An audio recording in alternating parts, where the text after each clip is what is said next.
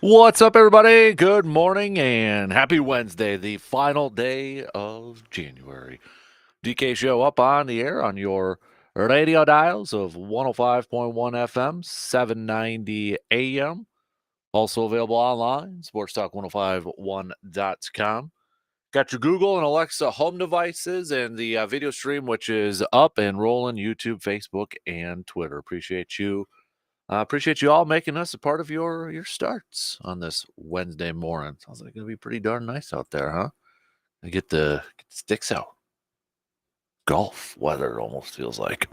Hey, what do we got on the good old game plan for us this morning? Bucks are back in action tonight. Damian Lillard making his return over to Portland. Got a late game coming at you tonight. Tip time 9 p.m. as the Bucks are on their West Coast Western Conference road trip. Game 2 of a 5-game road trip here for the Bucks. Number 2 in the Doc Rivers era. So we got some hoops chat. Timberwolves are also in action tonight. They're going to be taking on the Dallas Mavericks. So, and that's who the Bucks will be facing this Saturday. But we'll throw some hoops chat in here throughout the morning. Marquette, speaking of hoops, Marquette picking up the W, the 9th-ranked Marquette Golden Eagles, picking up the W last night against Villanova, another conference win for Marquette there. Badgers will be in action tomorrow against Nebraska. It is a stock report Wednesday. Whose stock is rising and whose stock is falling? Play along with us. All right, hit us up with a text on that Shoe Doctors bullpen line 715-830-1912. We've got what else do we got here? We're gonna do a little business of sports coming up just past 8 o'clock. So we'll hit that up as well. Yeah, we'll do that in a couple hours from now. I'm getting my timing mixed up here. Business and sports brought to you by Security Financial Bank. We'll hit that up. We're going to throw in some green and gold chat. Now, yesterday when we were talking during the program, it was reported that Denard Wilson from the Baltimore Ravens, the Packers had requested an interview to talk to him. Later on, after we shut the mics off, it was announced that they requested another interview from a Baltimore Ravens assistant coach, and the last name may sound a little familiar. Packers are requested to interview coach Zach Orr, who is the inside linebackers coach for the Ravens.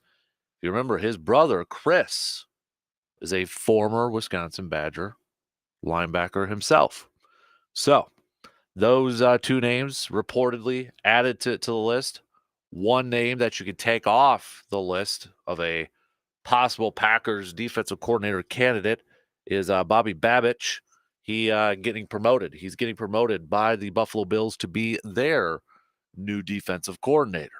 So you could take his name off. Packers apparently wanted or did talk to him earlier on in the process, but Buffalo stepping up and promoting him to the defensive coordinator role. Last time, Matt LaFleur, when he hired Joe Barry, saw this. He had hired or interviewed 9 different people. I believe the list now is if we add those two Ravens, you got Bobby, you got Parker, you've got Stanley, and then the defensive lineman coach from the Cowboys. So that's about 6. Not sure if going to have a few more on that list or not, but we'll see. And speaking of the NFC North, if you will, kind of a big update from yesterday. Ben Johnson, the offensive coordinator for the Lions, saying, nope, I'm not going anywhere. I'm going to come back to the Lions. So I think a lot of us kind of thought, maybe expected that he was going to potentially get a head coaching job. Maybe it was the Commanders. Commanders were in flight to go talk to him and Aaron Glenn, the defensive coordinator for the Lions. But yesterday, Ben Johnson apparently deciding he's going to take his name out of the runnings and return to Detroit next season. I think that's a big win for Detroit. Huge win for Detroit to bring back Ben Johnson, to be able to bring back Ben Johnson, I should say. So that's pretty darn impressive. That's a big get for the Lions there. Does that factor in to a decision for defensive coordinator for Matt LaFleur? Remains to be seen. If it means anything, Baltimore did hold the Lions to 13 points earlier on in the regular season, if that matters. If that matters. So, speaking of the Packers, we're going to continue our consulting series. We're going to take a look at the corners. So yesterday we hit up the safeties, right? We hit up the safeties. We talked a little bit about that. Today, I want to talk a little bit about the corners. I want to talk about the corners. That's Jair. You got Eric Stokes, Carrington Valentine wrapping up his rookie year. Keyshawn Nixon over there. Packers trading Rasul Douglas in the middle of the season. So we'll take a look at this group here. Carrington Valentine, are you ready to anoint him a starter opposite of Jair? Eric Stokes on there. Keyshawn Nixon. Assess how he did as a nickel corner, as a slot corner for this season. Again, you look at some of the mock drafts out there. If you're starting to kind of take a look at it, you might see corner pretty high on a lot of these drafts for the Pack. Do you agree with that? You got Eric Stokes, who's been battling injuries the last couple of years. Hopefully they can figure that out. He's one of those with Christian Watson where, they're going to be sending him to Madison to try to figure out what's going on over there. So what should we do with this corner group? I think Jair's coming back. I know that was kind of a little bit of a talking point, when he got suspended and such. But he's coming back, right? He's coming back there. So with that, who should be number 2 next year? Assuming everybody's healthy. Do you give it to Stokes? Do you give it to Carrington Valentine? And how big of a priority should it be to bring back Keyshawn Nixon? He was slot corner, but 2-time All-Pro returner. Okay? Is it worth it just to bring him back in the return game? He's a free agent. Last year, he signed a 1-year, $4 million contract with the Pack. Maybe it's a little bit more with his increased playing time on defense and another All-Pro under his belt. But how big of a priority do you think it should be for the Pack to bring back Keyshawn Nixon? So we'll hit that. We'll take a look at that and all that good stuff here too. So let's get things rolling here this morning. All right, we'll talk a little hoops with the Bucks in action tonight. We'll continue our consulting series as well. We'll hit that up. Don't forget to give me your stock reports. Whose stock is rising and whose stock is falling. That Shoe Doctor's bullpen line, always active.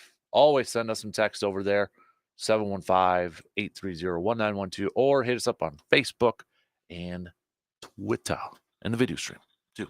Let's take that first break and we'll get things rolling already here this morning. We'll be back in just a few minutes. We'll hit up a little bit of everything in this first hour. We'll touch on everything. All right. Join in on the convo. We'll be right back.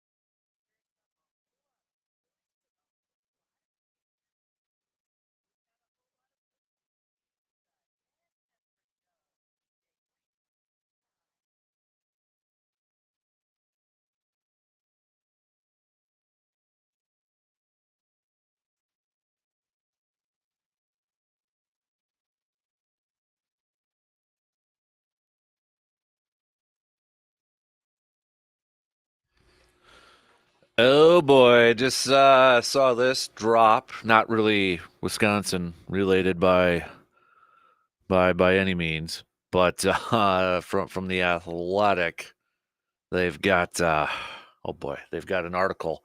Sorry, Jets fans, but it's a piece about the Jets have issues. We've all seen some of it, but what really went down behind the scenes.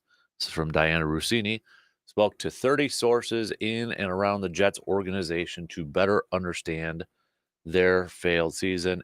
I haven't read it all, but doesn't really paint the doesn't really paint a great picture of everything that's going on over there. That involves the former Packers head coach or head coach, quarterback. Doesn't yeah, it's I'll have to go through all this, but I'm just seeing some of the quotes out there. But yeah, it says here sources described a team riddled with excuse making, a paranoid head coach, an ill equipped offensive coordinator, and an organizational tunnel vision on the quarterback that rubbed some teammates the wrong way. Okay. It's a mess. One Jets coach said something has to change. All right. I'll have to take a look at this a little bit later on here. Hmm. Interesting. Anyway, aren't you glad, Packers fans, that you don't have to really deal with that, at least right now? Knock on wood that we don't have to deal with anything like that when it comes to your quarterback and such. That's, you know, I hope Jordan Love doesn't develop into something like that. I feel like a lot of times when you see players, and you can make the case for any sport, but when a player starts to get success and starts, one of the best, great player, things start to change personality wise and such. I don't know. Is it a Green Bay thing? I don't think it's necessarily a Green Bay thing. I think it's all across the board. But I do think when it comes to being the quarterback of the Green Bay Packers and you have success and you are pretty darn good, you are treated almost like godlike. With a lot of talk with Rodgers going over there to, New York and having to deal with the New York media. I do kind of wonder at times if you are a really good Packers player, especially at that quarterback position. You may have a smaller media market, but you're kind of like a king or godlike in a smaller town of Green Bay than like Chicago or New York. I mean, you're worshipped. That probably messes with some people's heads too. I don't know, but I hope, if Jordan Love continues to have some success and has a long career as a Packers quarterback over there, that you know he because the one thing you keep hearing, he's very humble, he's very quiet, that type of personality. Hopefully that kind of continues there, but we shall see. We shall see in the later years as his career continues to unfold, right? So a couple texts to get to here to lead things off. G-Man DK, the Bucks will win tonight. Yeah, North Carolina lost and Tennessee lost. Uh, Stokes is the man. Go Pack, go. That's from G-Man. Yeah, there's a chance. I mean, you got North Carolina that lost. You got Tennessee that lost. Wisconsin takes care of their business tomorrow night against Nebraska. You go into that game against Purdue. Wisconsin's sitting there at 6. They beat the number 2 team in the country.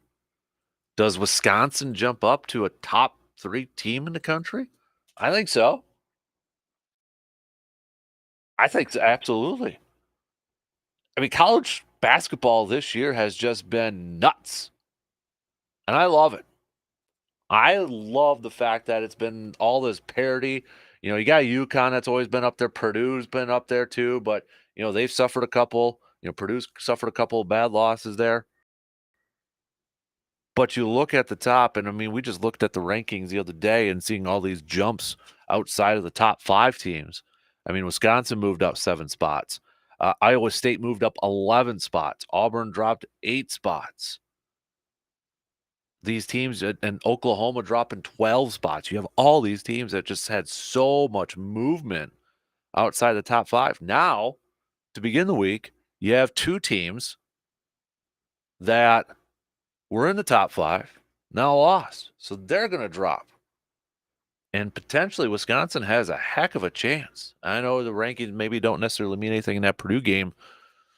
Probably a little bit more importance in terms of just creating a little bit more of a gap in the Big Ten Conference. And I know I'm kind of overlooking Nebraska, and I shouldn't be because they're fantastic at home against Big Ten teams.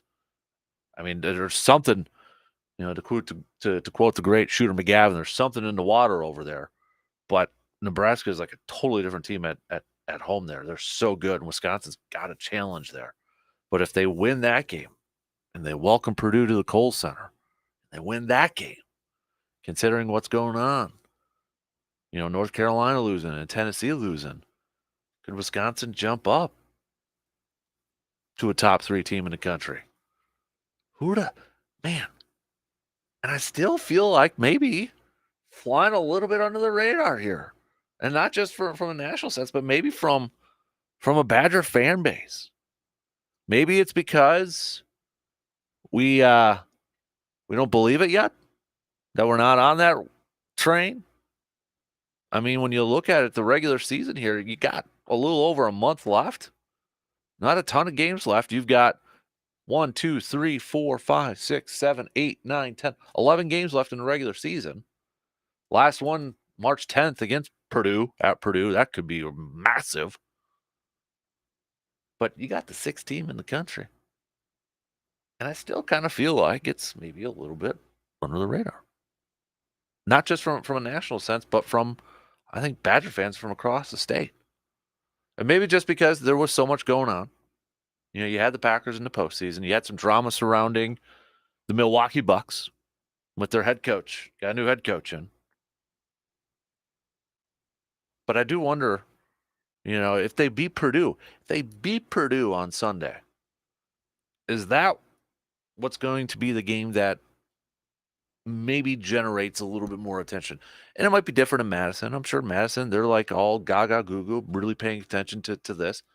But just kind of talking and feeling out people maybe around here in our portion of the state, it's kind of quiet. And I don't want to necessarily compare it to, 14 and 15, those squads, because you had a lot of personality, right? I mean, you had Frank the Tank, for crying out loud.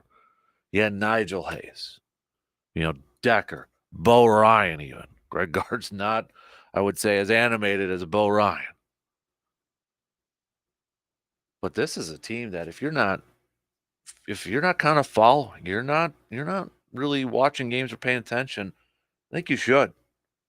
I think you should start. This team's got talent. AJ Storer is special. Blackwell coming off the bench as a freshman is awesome. Seeing some growth from some of these guys. This team, I don't think, has given you any, maybe, there was like the team, the Ethan Happ team. That was like, okay, they're good, but are they gonna, make a run in the tournament? They were low scoring. This is a team that's putting up 81 points, 91 points, 87 points. They're averaging 76 points per game right now offensively. Not the slow, boring Wisconsin offense. This is probably Greg Gard's most efficient offensive team that he has had. So you even got a little bit more excitement surrounding that. You got a little bit more offense surrounding this Badger Hoops team. But college basketball this year, man, it's going to be, I think when we get to that tournament and we start doing our brackets, it's going to be tough. And Wisconsin right now, you look at bracketology, I mean, for crying out loud, they're a 2 seed. Wisconsin's a 2 seed. How many would have picked that at the beginning of the year? No, not anybody. Could they crack into the top 4 after this weekend? Could they? I do. I think if they win their next 2, by next week, they're going to be a top 3 team in the country. But if you have not been watching Badger Hoops, start doing that. Start paying attention. This team could be pretty fun. And right now, I think what college basketball has shown us, um, any given day when it gets to tournament time, any given team can go in there. I don't be surprised to see some early upsets when we get to that tournament. Some big time early upsets. I wouldn't be shocked. I don't think anybody should be shocked at that point. And then, I know we're talking a lot of Badgers, but Marquette came in with high expectations this year, and just getting by Villanova. They got Georgetown, St. John's, Butler. Big time game against UConn coming up on the 17th. They got to play UConn 2 more times yet this season. But hey, you got 2 hoops teams in the state of Wisconsin in the top 10. And maybe after this weekend's games, closer to both teams being in the top 5. Basketball is fantastic right now in our state. Fantastic. All right. So yes, we got a couple more texts going over here, talking a little green and gold. I love the fact that the Packers are. Let me bring it up here. I was looking at something else here. This is from Nick. I love the fact that the Packers are taking a look at a couple of assistant coaches from the Ravens. Don't know about Orr though. Seems a little inexperienced. Yeah, I mean, when you look at Orr, when you look at Zach Orr there, and you look at his coaching history, a little inexperience there. He played a couple of years in the league for Baltimore. Then he had the herniated disc, had to call it a career. But then he was a defensive analyst after that, 2017 to 2020 for the Baltimore Ravens. Then he was a Jacksonville Jaguars outside linebackers coach for a year, 2021, and then went back to Baltimore in 2022, and since then been the inside linebackers coach. When I look at Denard Wilson and Zach Orr as possibilities here, I still believe for whoever that defensive coordinator is going to be, I want them to be able to get the most out. When I look at this defense, I look at the pillars of this defense. Like, who are those pillars of the defense? And I think they've got a few options, but I really want them to get the most out of guys who could completely change the game. I want whoever it's going to be to get the most out of Rashawn Gary and Quay Walker. Now, when you look at Zach Orr and you look at, okay, this year, last couple years, he's gotten to coach Roquan Smith, pretty darn good inside linebacker for Baltimore. Patrick Queen's over there. Has a little bit of experience coaching outside backers too. Rashawn Gary. So you kind of look at that as a guy that maybe potentially, if you want to focus on getting the most out of your linebackers, do you bring in a guy who's been a former linebacker himself? In fact, was a second-team All-Pro in 2016, but also guy who's been coaching him for the last few years. He will be 32 in June. He is definitely young, but he is seen across league circles as, again, another rising star. A coaching, moving up the chain there. And that sure seems like where, based off the names that have been reported, that sure seems like where Matt LaFleur is going with this decision for defensive coordinator. Looking at a little bit younger coordinators, maybe, position coaches looking to make the jump to defensive coordinator. Of the names that have been out there, the only guy, that's gotten a little bit more experience coordinating, being a head coach, was Brandon Staley. And he's only 41 years old too. And now he's interviewing with the Rams, where he won a Super Bowl as defensive coordinator over there. But it sure seems like that maybe Matt LaFleur is looking for that teacher, that younger coach, that guy that's maybe ready to take the next step in their coordinating career. Maybe somebody who brings in some enthusiasm.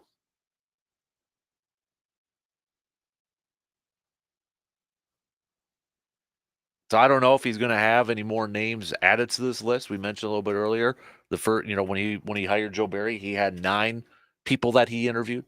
It's up to, if my math is correct, around 6 now. 5 are available after Bobby Babich taking a job with Buffalo.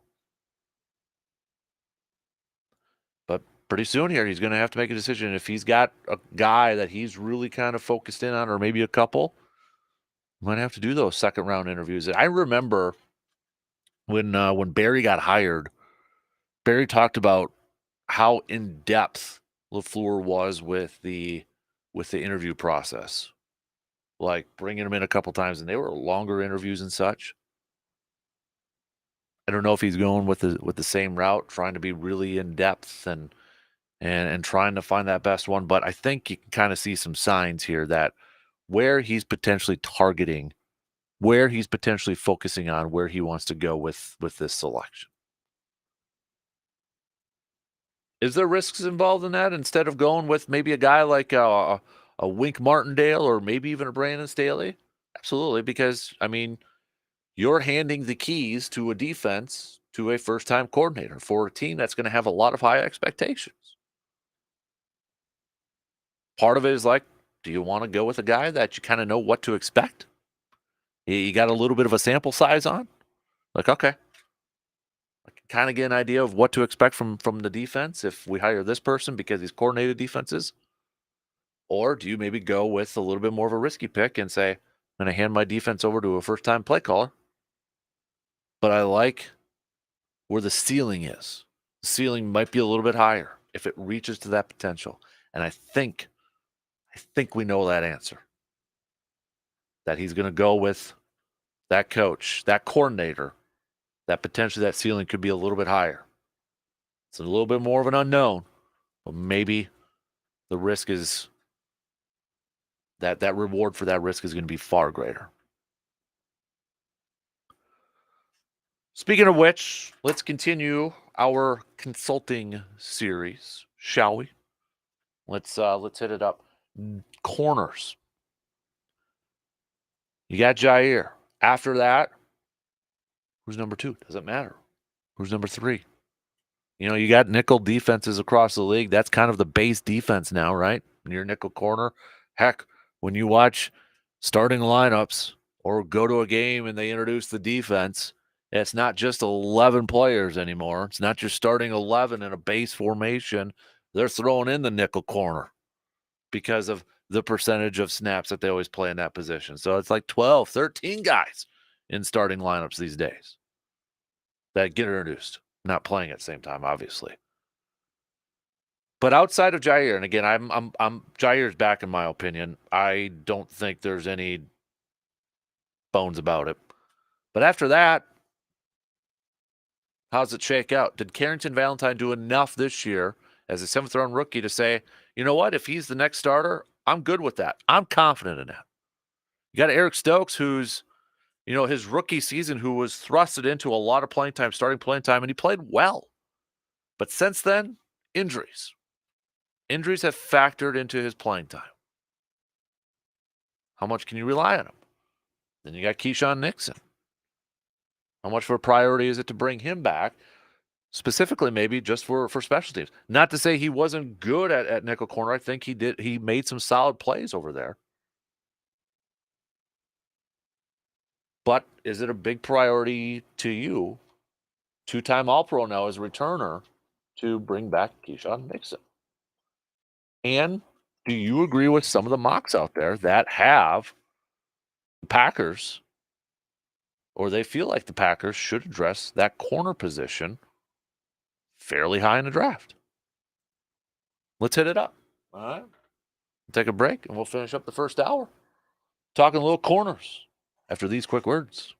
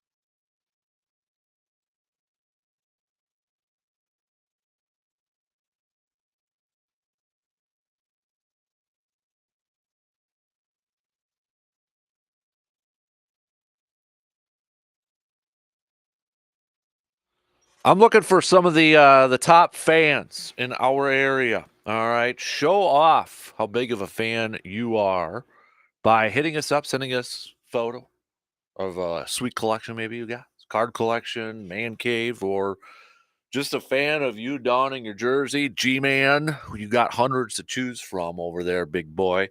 And you can be featured as our fan of the month as part of our fan cave on our website at sportstalk1051.com. So head on over there, click on the fan cave tab, and brag about how big of a fan you are.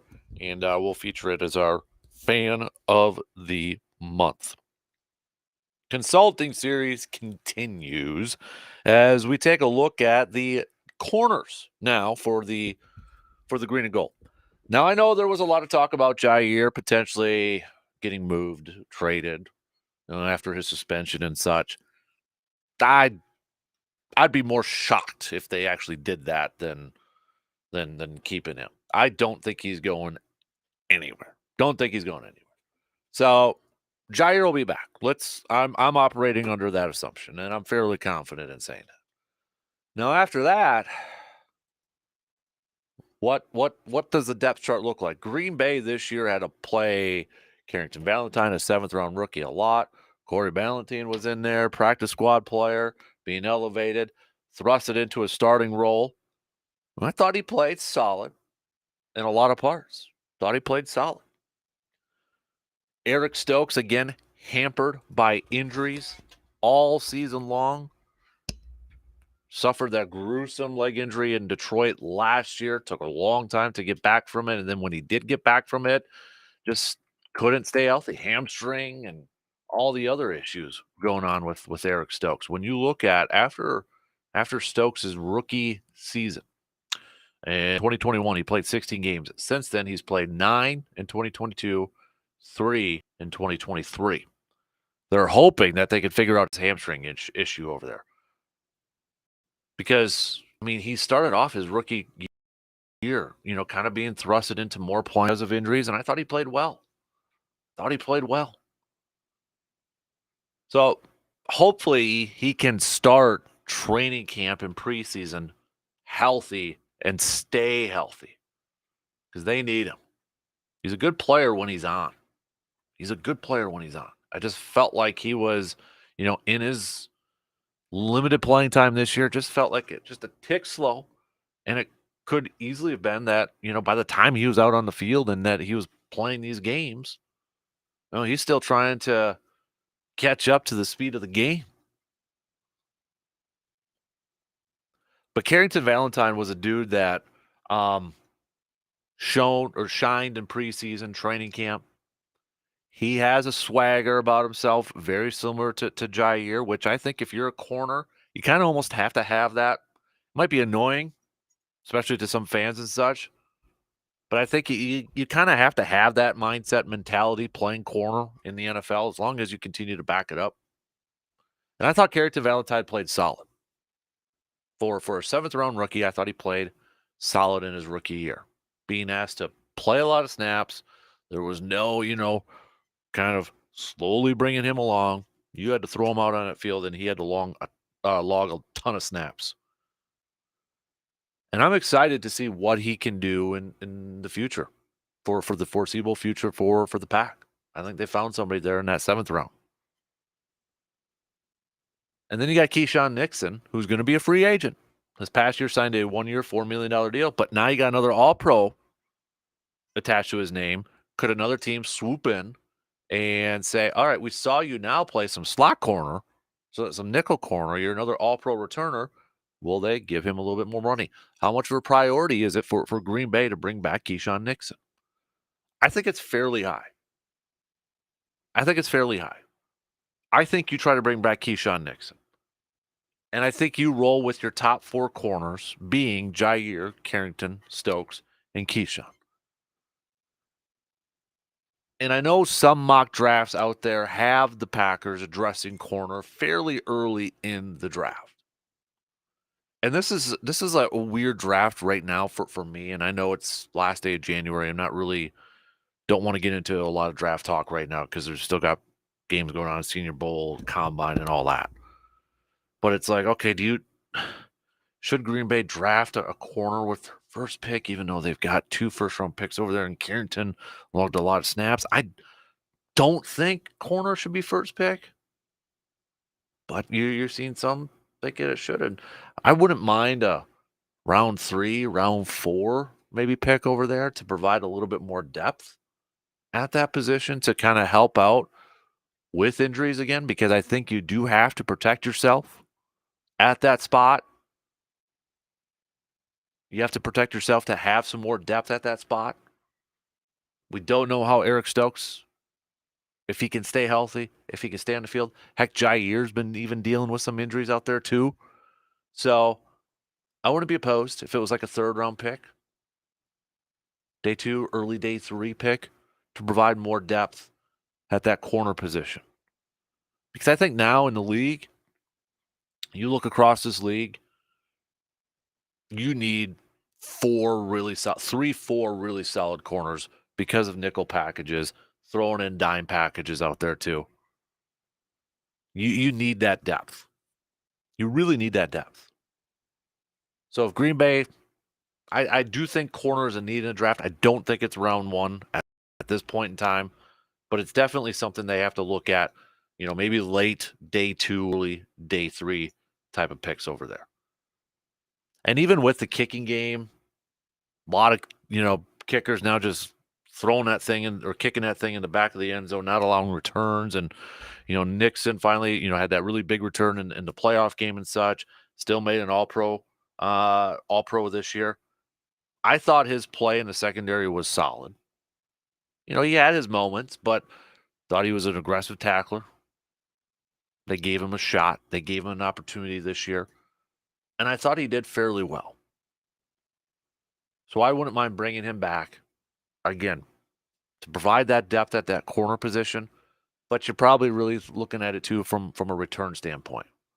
Now I don't know if that would mean, the interesting thing here is with punt returns, do they still put Jaden Reed back there? Because Green Bay's done this before with their younger receivers. They'll throw them out there as a kick returner. Randall Cobb was one. They even had Jordy Nelson, I remember, as kick returner. But once they kind of develop into a go-to receiver, they take him off that. They don't want him to get hurt. Would they do that with Jaden Reed after his first year and put Keyshawn Nixon back as a punt returner? So I think Green Bay's got some interesting depth or an interesting group right now at corner, but the wild card in all this is that this is also a group headlined by Jair and Eric Stokes who have gone through some injuries the last couple of years. Can you count on this group to stay healthy, to be available? Well, that's the main thing, is to be available. You trade Rasul Douglas halfway through the season, who honestly might have been a cap casualty this offseason, so you get a 3rd-round pick in return for him. And I think you got to at least look at a corner round 3, round 4 to provide a little bit more depth back there. Build that depth 6 deep. 6 corners. 6 corners that you'd be comfortable throwing out there.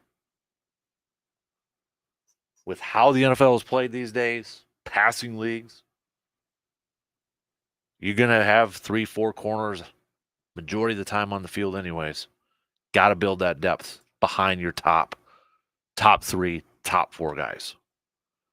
So if they bring back Nixon, I think your top 4 immediately is Jair, Stokes, Carrington, Nixon. Maybe a battle for those final 2 spots. Could be a rookie, could be somewhere else. Could Corey Ballentine make another run at it? There's some options there. And I think too, whoever that defensive coordinator is going to be, what's been the big bugaboo that a lot of Packer fans have had with their corners? You want them to play closer to the line. You want them to play a little bump and run. You want them to be aggressive at the line of scrimmage. Will that new defensive coordinator coming in ask his corners to do that, to be physical, to play more man? What type of defense? Because if it's a man versus man coverage style of defense that this new coordinator is going to come in, yeah, then you're probably looking at corners like, okay, do I have the corners that can play that? Do I have the makeup speed with these guys to play that? Stokes has speed. Is he going to be able to get to that speed after his hamstring issues? Jair has speed. What else?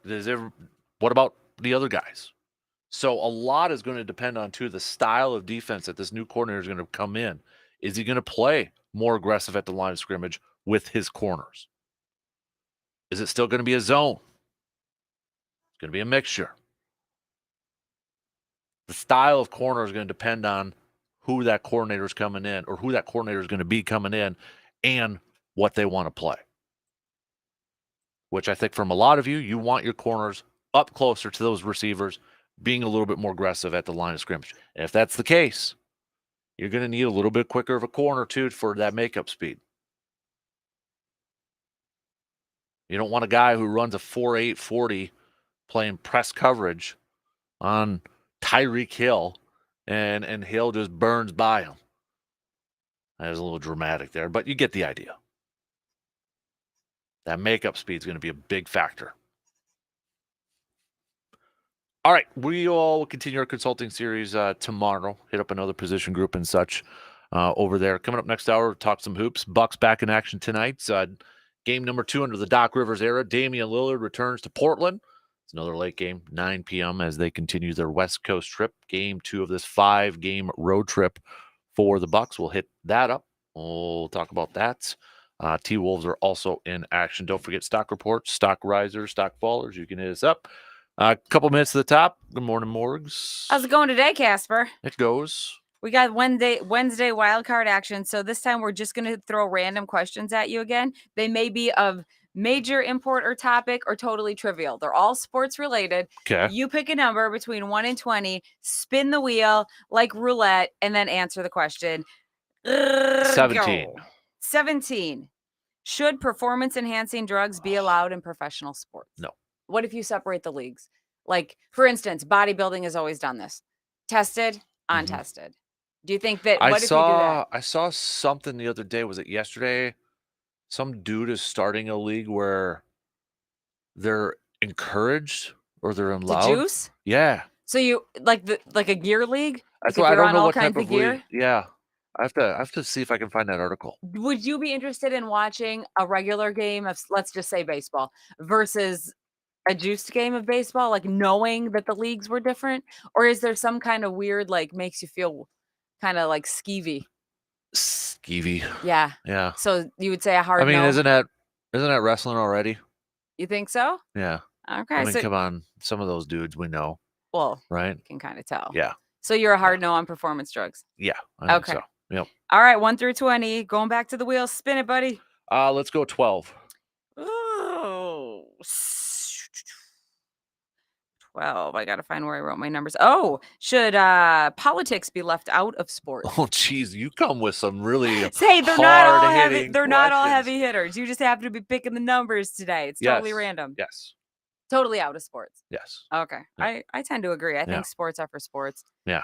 All I mean, right. I don't, some guys or some athletes use their platforms for the good, which is good. Okay. But sometimes when you say that, I instantly think of Aaron Rodgers, and I'm just like, I tune out. Yeah. You get that That's glazed. It's a little overdone.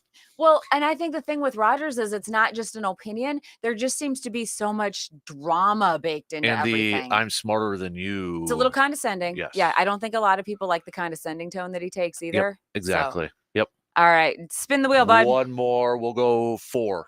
Is the Olympics a waste of money? Oh, my goodness. No, it's not. I'm not the biggest fan of the Olympics, though. Okay, so you don't sit down and watch them? No. Well, I mean, it depends on the event. Okay. Or if there's something like that's really amazing going to happen, like Michael Phelps is going to break a record. So you're saying that certain events are not a waste of money, but maybe certain ones, I don't know, nobody wants to say it, but hey, yeah, let's like get real. I can't watch certain events. They're just boring for me. What one would you cut from the Olympics? There's so many that I don't even What know about about. curling? Because there's like I'm good with curling. There's local curling action here. A lot of curling. I know No. Rice Lake's got a big curling club. They like that. I'm good with curling. Is there an event that you would absolutely just own and say this has got to go? Waste of money, waste of time. Batman. Ha!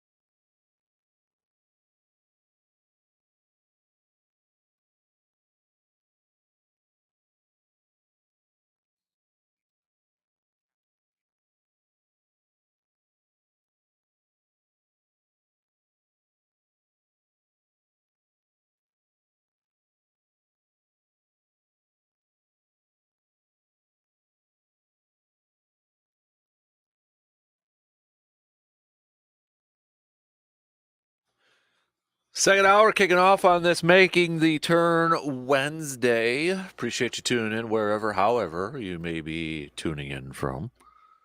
Coming up, we'll talk some hoops. Bucks back in action tonight. Day 2, game 2, the Doc Rivers era. Damian Lillard making his return to Portland. It's going to be a late game, 9 p.m. tip time. You can catch that at 105.1 FM and 790 AM. T-Wolves also in action tonight as they take on the Dallas Mavericks after their big win the other night against OKC. We've got a business of sports segment coming up in just about an hour. We're going to take a look at, hey, the Baltimore Orioles got a new owner, it sounds like. We'll tell you how much they sold for and what originally they sold for back in the early 90s. So we'll hit that up in our business of sports segment. But we kick off this hour with a couple of sports nuggets of the day. Not a ton here, but 1961 in Houston, voters approved the financing for a domed stadium in Houston. 1988, Washington defeated the Denver Broncos 42-10 in the Super Bowl. Then 99 is when the Broncos won Super Bowl 33, their second consecutive Super Bowl win. And in 2003, the White Sox announced a deal that would change the name of Comiskey Park after a 93-year association with the Comiskey name. Those are just a couple of your sports nuggets for this Wednesday morning. I mentioned it in the first hour here, but if you want to read about some drama surrounding your former quarterback and saying, finally somebody else has to deal with it, there's that Athletic article by, I think it's Diana Rossini, and let me give credit, Diana Rossini and Zach Rosenblatt. Aaron Rodgers, Robert Saleh, and how the Jets season fell apart. Quote, something has to change. Probably a lot of stuff that, you heard around Green Bay, and then it's like, somebody downplays it that it's not going to happen. I'll just kind of paraphrase some of this. But one AFC general manager said Rodgers isn't the assistant GM. Joe Douglas is the assistant GM, and talked about how offense, Nathaniel Hackett would pretty much just say whatever Aaron wants to run, and whatever play calls were called in practice, Aaron changed it to what he wanted to run. So there you go. Kind of deja vu for a lot of that stuff. Right there, Lucas? I'm so glad this is not happening here. Right? Yeah.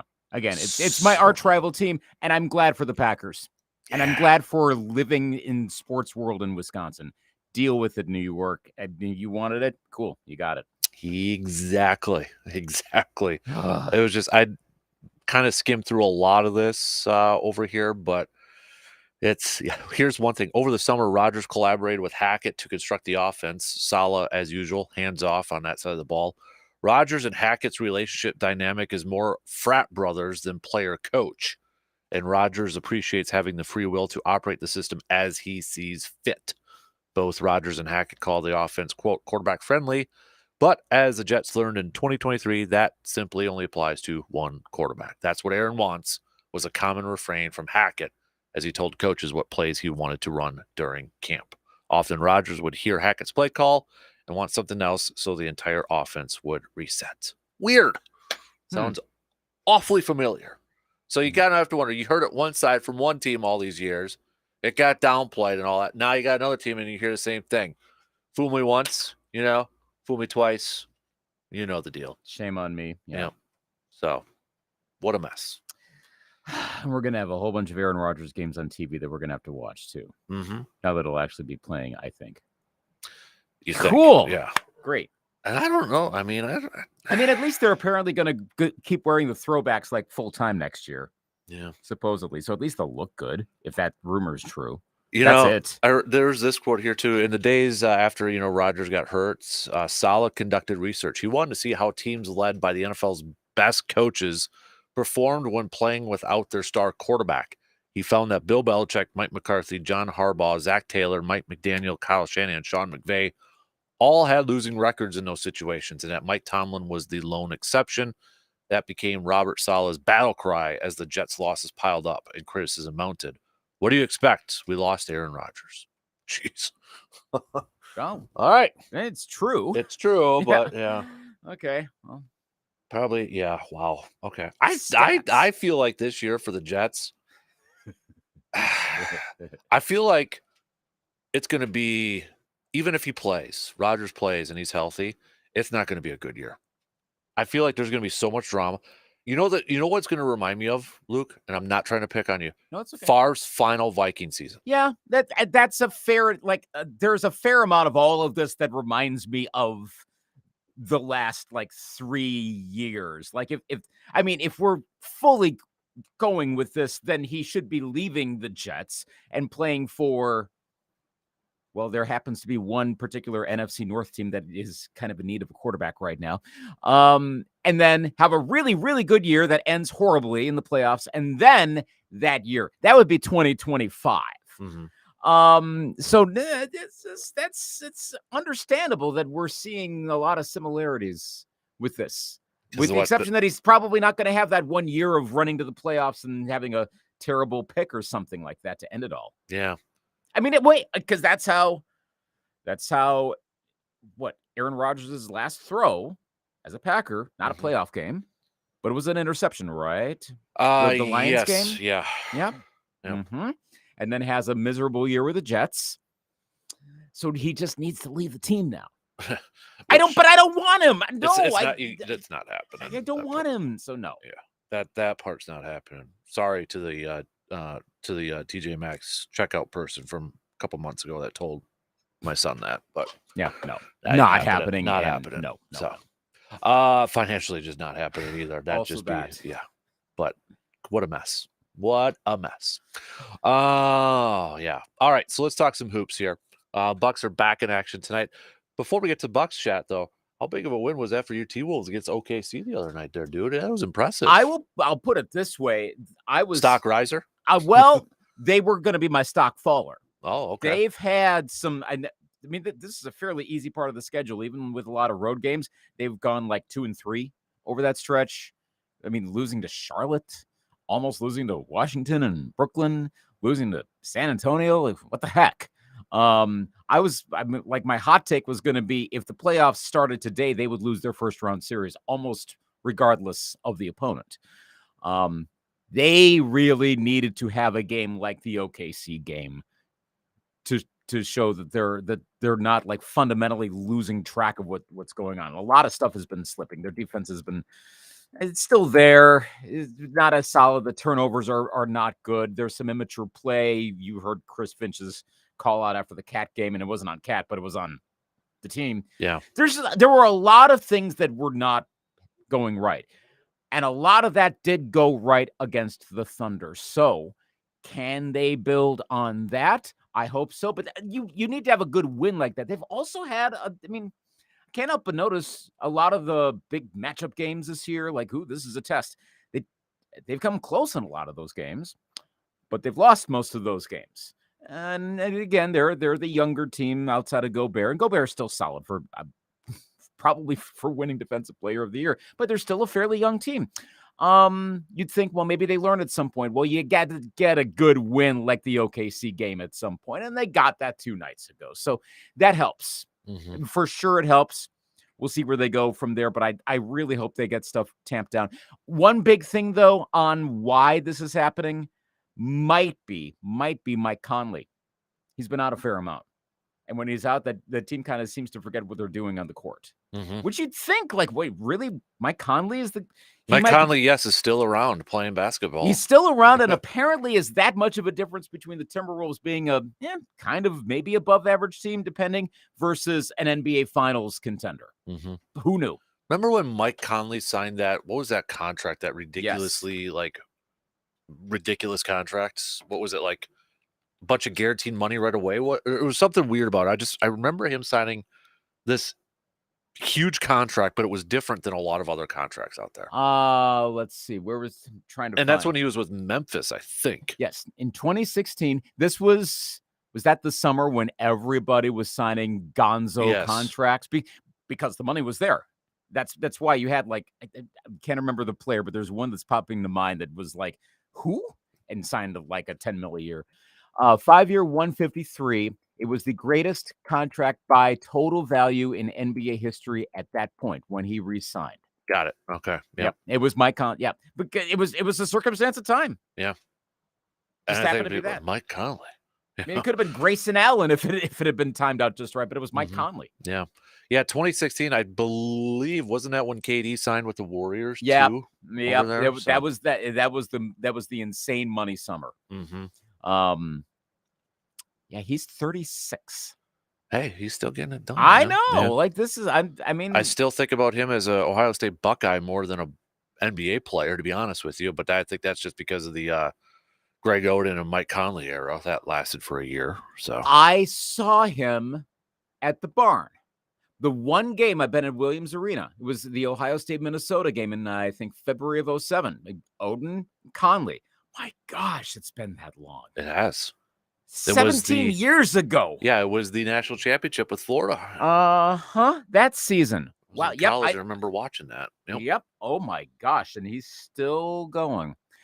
You have to maybe come up with like a ranking of players that, they're not going to be all NBA, but at this point in their career, but they get to age 36-ish. He's almost kind of like Jamal Crawford now at this point. Right. Who are the players in that zone where they can get to their mid to late 30s and still be a core member of the team? To the Mhm. point where if they're out, like what we've seen with Minnesota the last couple weeks, the team might be in a much worse spot. Mm-hmm. Yeah, because I actually have a list of all the free agents that signed in 2016. That was also the year that John Lure signed a $42 million deal. I almost did a spit take on that. Yeah. Nothing against John Lure, but that's what was out there. Luol Deng signed a $72 million deal with the Lakers at that point. So yeah, there were some. Oh yeah, that's when my favorite player, sarcastically, Matthew Dellavedova, signed with the Bucks. Yes, the Delhi contract. What was it? 4 years and $38 million. Woo! Oh yeah. Was that the one where like he said? That was Jason Kidd's boy. Were we doing the show one morning and that happened? I was like, guess what? I don't know. I seem to remember that coming up as like it was either that one or it was another contract where I'm like, yeah, that was fun. So, okay, so Bucks are back in action tonight as well, taking on the Portland Trailblazers. Game 2 under the Doc Rivers era. Damian Lillard also coming back to Portland to go up against his former team. So it's again a late tip time, 9 p.m. If you want to listen to it on the radio dials, 105.1 FM and 790 AM. How much of a grace period are you willing to give Doc Rivers and the Bucks to figure things out together? As Doc keeps saying, which DP was right on yesterday. I don't know if you heard Dan Patrick say this, but Doc Rivers said after his first game, he's like, I don't wish this on anybody coming in, halfway through the season and taking over a team. Then why did you do it? I don't know if he's just kind of like setting it up. It's like, hey, lower the expectations a little bit. It's hard in that. Maybe not the correct way to say, I don't wish this on anybody, because really, Doc, you didn't have to do that, right? He didn't have to come out of his cushy broadcasting job and take on this coaching job there. So maybe it was a way of just kind of simmering down expectations right away to take some of that pressure off. Just kind of sounded bad. But with that being said, how much of a grace period is he afforded? How much of a grace period is this team afforded to maybe fix things and get back on track? I mean, in a neutral sense, in a not worrying about what Stephen A. going to be saying tomorrow morning sense, or really I should say this morning because First Take hasn't aired yet.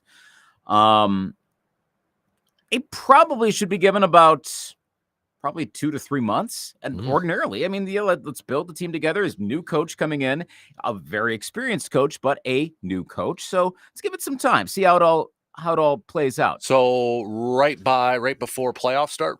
Yeah. Kind of tread the water, if you will, in the regular season, but hopefully you're hitting on all cylinders when the playoff starts. Yeah, I think that's the fair assessment. Well, the fairest assessment is what happens in the playoffs. That's all that matters. Mm-hmm. If he gets them somehow to surpass the Celtics, and then they lose to the Pacers in the first round, big whoop. Mm-hmm. Conversely, if they're the 4 seed, but they go on an NBA Finals run, Are we going to remember the 4 seed? No. Because they struggled in the... No, of course. Everything should be evaluated there. That's not necessarily going to happen, but the Bucks aren't going to fire Doc Rivers. If anyone gets to the point of like, oh, they better fight, stop. Doc Rivers will be the coach for the rest of this year. So if you're going to be upset about it, go find other things to do until mid-April and then check back in. Mm-hmm. And then you can evaluate at that point. Yeah.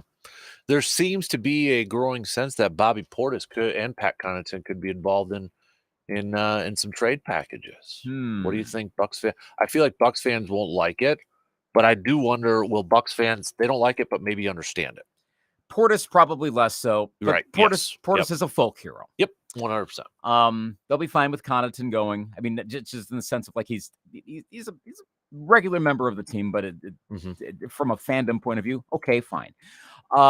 They need wing help.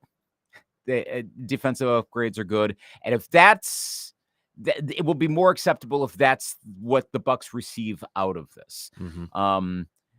Maybe if they get some draft picks out of it. I know that's not necessarily a help for. Well, it's not a help for this year, but they will need to get some draft picks at some point.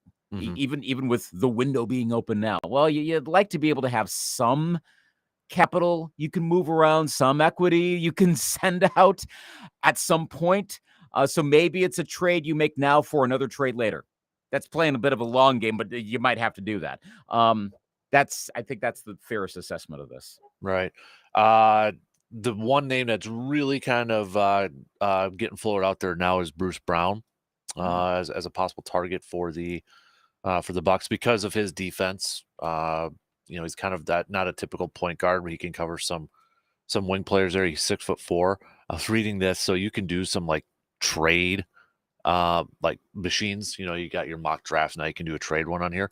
This is why the NBA sometimes is so confusing to follow in terms of trades and money wise and salary cap. So this is from brewhoop.com that did this trade. It's a 4-team trade. Lakers, Knicks, Raptors, and Bucks. Okay. Portis would be going to the Knicks. I'm not going to go through everything. Portis would be going through the Knicks. Pat would be going to the Lakers. But it says here, so Bruce Brown, that's the guy we're focusing on here, right? It says here, Bruce Brown then cannot be traded to a team aggregated with other players from his team because 2 months have not passed since he was traded for. He can only be traded away to a team by himself and other non-player assets from his team. Restriction expires after March 17th, 2024. There's these ridiculous stuff too. Or like when a player signs a contract, you can't trade him until like 8 months after or something like that. Also part of this, Marjan Beauchamp would be to the Raptors, would be going to the Raptors. So, I mean, you're talking about giving up, 3 players essentially for one. They got Hayes from the Lakers coming back to the Bucks there too. But I mean, that's, I don't know how much. Again, that's one hypothetical, but what would you think of that? That's a lot to give up. I mean, is Brown going to instantly transform your defense that much? Are they then the 2024 favorites for the NBA championship? I don't know. I threw out a name as a pot that would be kind of interesting yesterday. Malcolm Brogdon. I feel like Malcolm Brogdon's that really good player, but he gets involved in every trade package because he's not a great player. It's like a double-edged sword. Hey, you're really good, but he always gets involved in trades for like great players because he's a good player. Yeah, again, I wonder if he's turning into glue guy. Yeah. And I mean, given his relationship with the Bucks, I don't know that he wants to come back. I guess this would be a Doc Rivers question. Does he really want to play for Doc Rivers? And that might supersede anything else, and maybe bygones, et cetera, et cetera. I don't know. And the thing with Brown is also he is a defending champ. I mean, it didn't play a ton, but he still played. He had his moments with the Nuggets. Remember him in the Nets series in 21. I think there's some pedigree there for sure. I don't know if there's some way to get him. I think that seems somewhat appealing. Again, if defense is the problem with this team, and already I know it's one game they kind of look better against Denver. Maybe you still have to make that trade. If you think your ceiling is not the finals, then find a way to open up the ceiling a little further to make it higher, and Brown might be the guy. And I mean, if you move on from Pat and Portis, I mean, you're kind of opening up some cash for later on too. You're moving on from those contracts. Mm-hmm. So Mm-hmm. it's NBA trades are so kind of difficult to follow along. Alex Caruso has also been a name involved in Bucks trade rumors, which he plays for the Bulls right now. I'm sure you probably recognize him. You can picture him right Yep. now, the headband and all Oh that. yeah, So, he's one of the more distinct looking players. yep. So I feel like they're gonna make a move before the deadline here in a couple weeks. Well, especially because Rivers is probably going to assess the team and be like, okay. And honestly, and could it be maybe a couple of small moves that, hey, but they're guys that have played for Rivers and understand his. I could see that. is this kid going to come? I joked about that the other day. I know. It's like everyone did. He's a free agent right now, so Yeah. I mean, Well, Simmons was asking him about that when he was still on the pod earlier this season. Like, oh, did Austin go over to the Bucks when they were talking about potential upgrades for the team. say. I think it was more like a ha ha ha ha, and didn't really address it. I'm trying to remember what it was. Yeah. Because Because you know his last team he played for, what was that again? T-Wolves. Gosh, I already forgot about that. That was a really short. Yeah, now I remember, but it wasn't that impactful. Yeah, he played in 52 games, averaged 4.9 points per game, 19 and a half minutes per game. And no wonder I barely noticed. But that it's not nothing, but it's still yeah. What would you think of Austin Rivers' game? Doesn't Seriously, move the what would needle you for me? Yeah, It's like, oh, okay, Giannis has Thanasis. It's like one big happy family over there. Mm-hmm. The only thing that was missing over the years was Drew Holiday's brother not playing for them. So yeah. Justin Holiday. Okay, tell you what, let's take a quick break. We'll regroup here. Got a business and sports coming up as well. Don't forget, stock reports are due. We're going to get to those in about 15 minutes.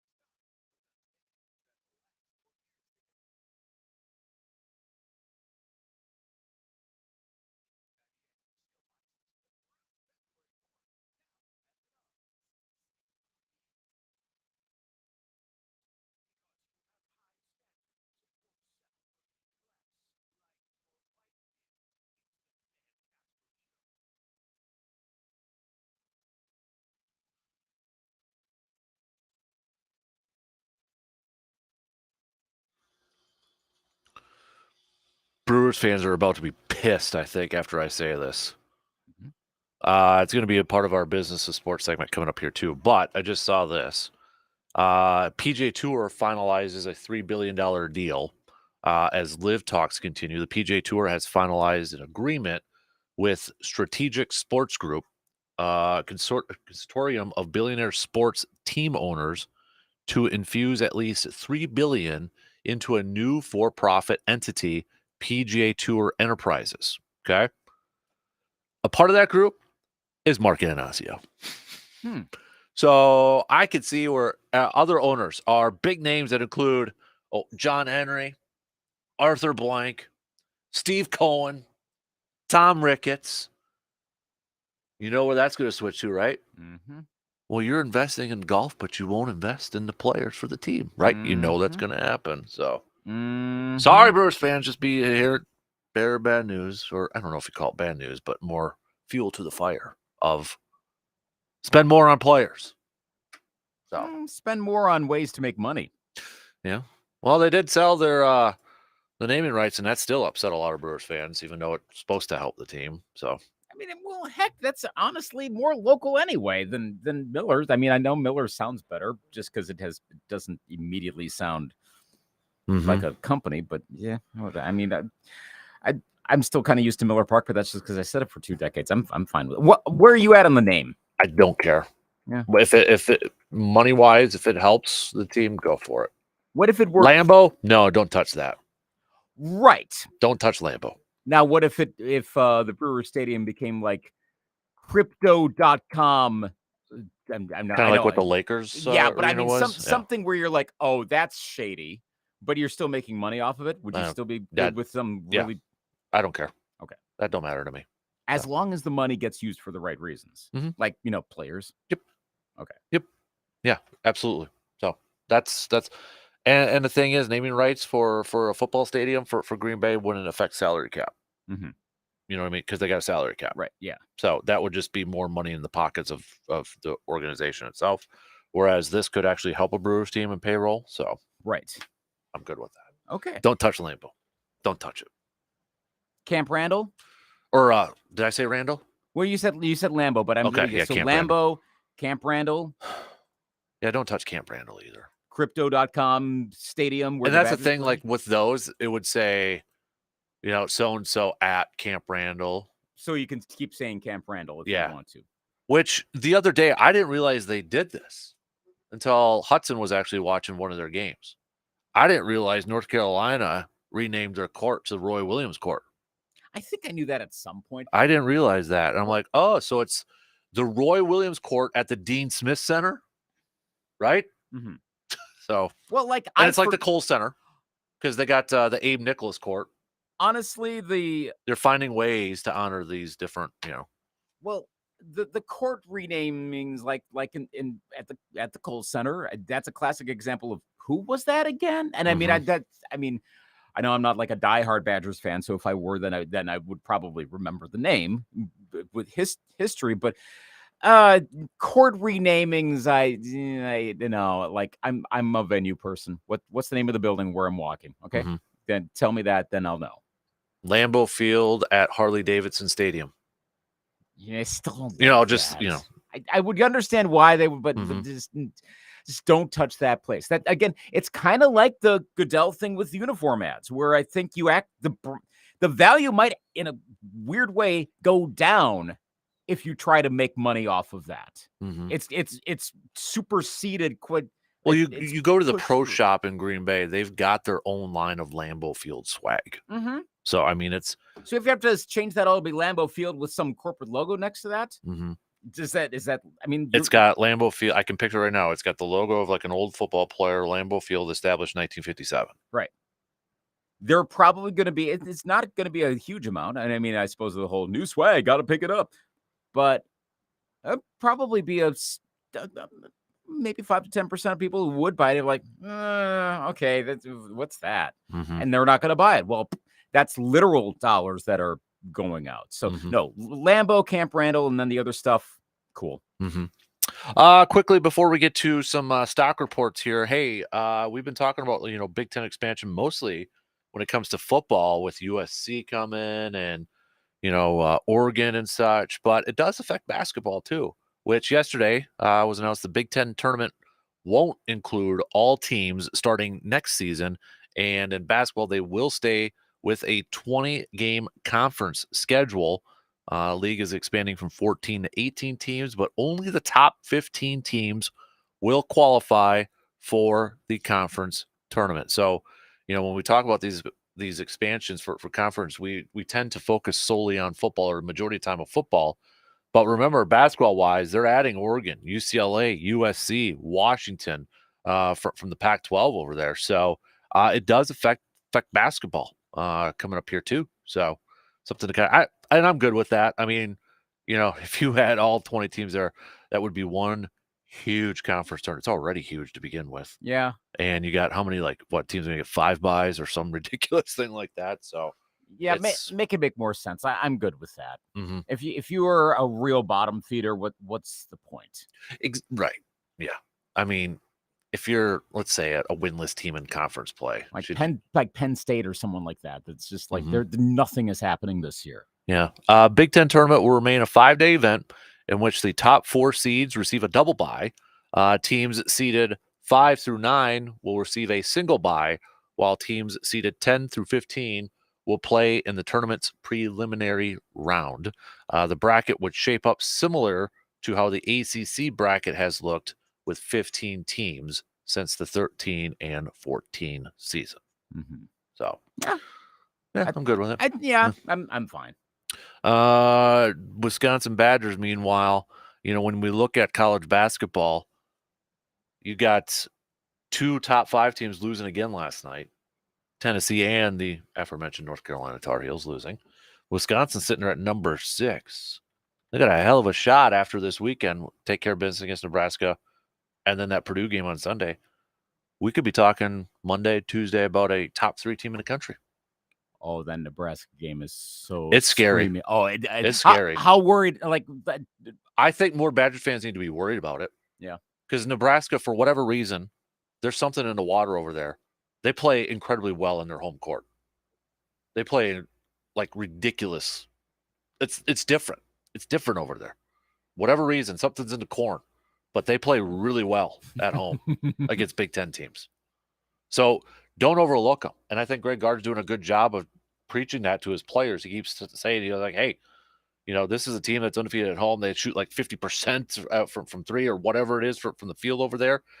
Purdue's coming up, but that game won't mean anything unless you take care of business against Nebraska too. You got to get that done, and it's gonna be tough. I think it's gonna be tough. I'm nervous about it. I'll just say that. Because the thing is, after that, I mean, I guess the Iowa and Indiana games might be concerning, but I mean, Wisconsin has some either run the table, or if you're going to lose, you're going to lose to Purdue, which are quote unquote good losses. What they would be. They've got that potential for the rest of the season. I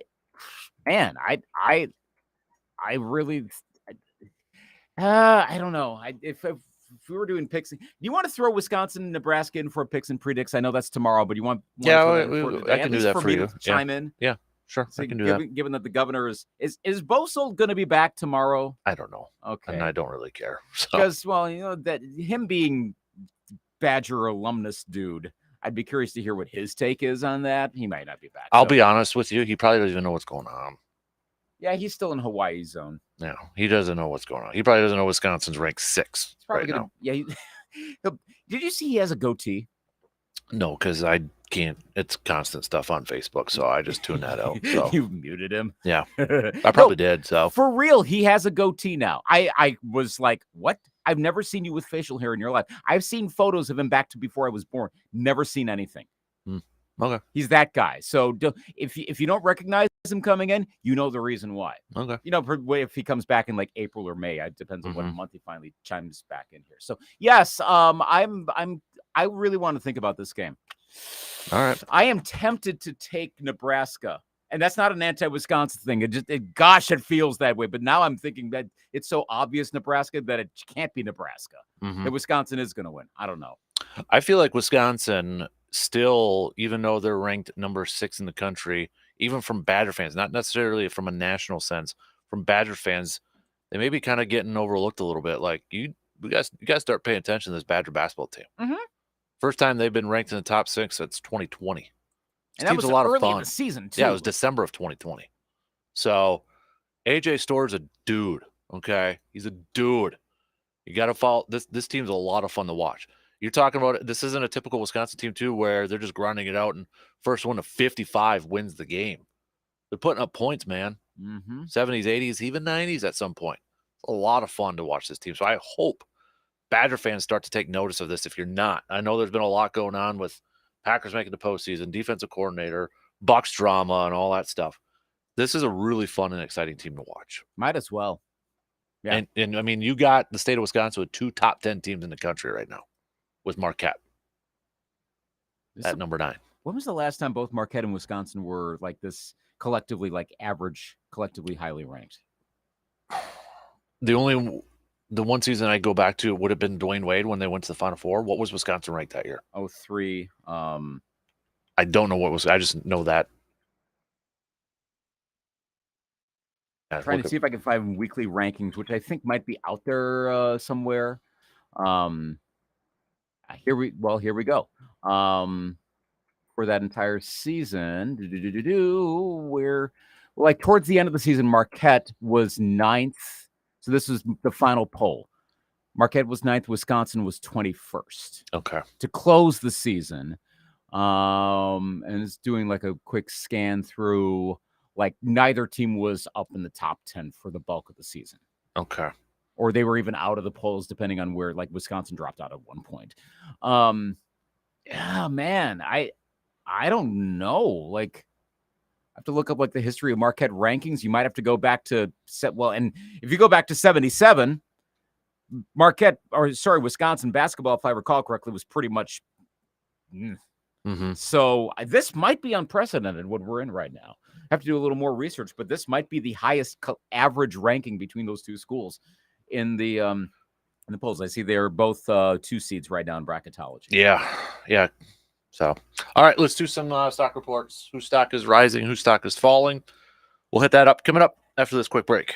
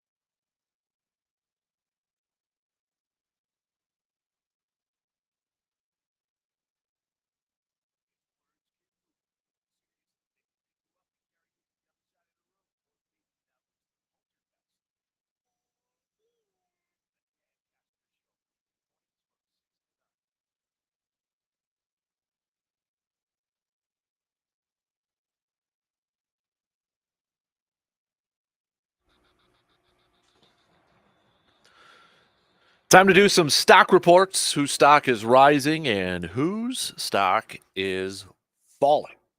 We'll start off with you, Luke. Whose stock, in your opinion, is rising right now? I'm going to go with Ben Johnson, Gopher Okay. men's basketball coach. I remember I said, Glad you'd said that because I thought you were talking to the Lions offensive coordinator for a second there too. So well, his stock is also rising in a different way too. At least he believes his stock is rising. That's another side. Maybe stock rising for Lions right now with that. For sure. I'm going to kind of Lions actually the topic of the stock faller, but not maybe the way one would think.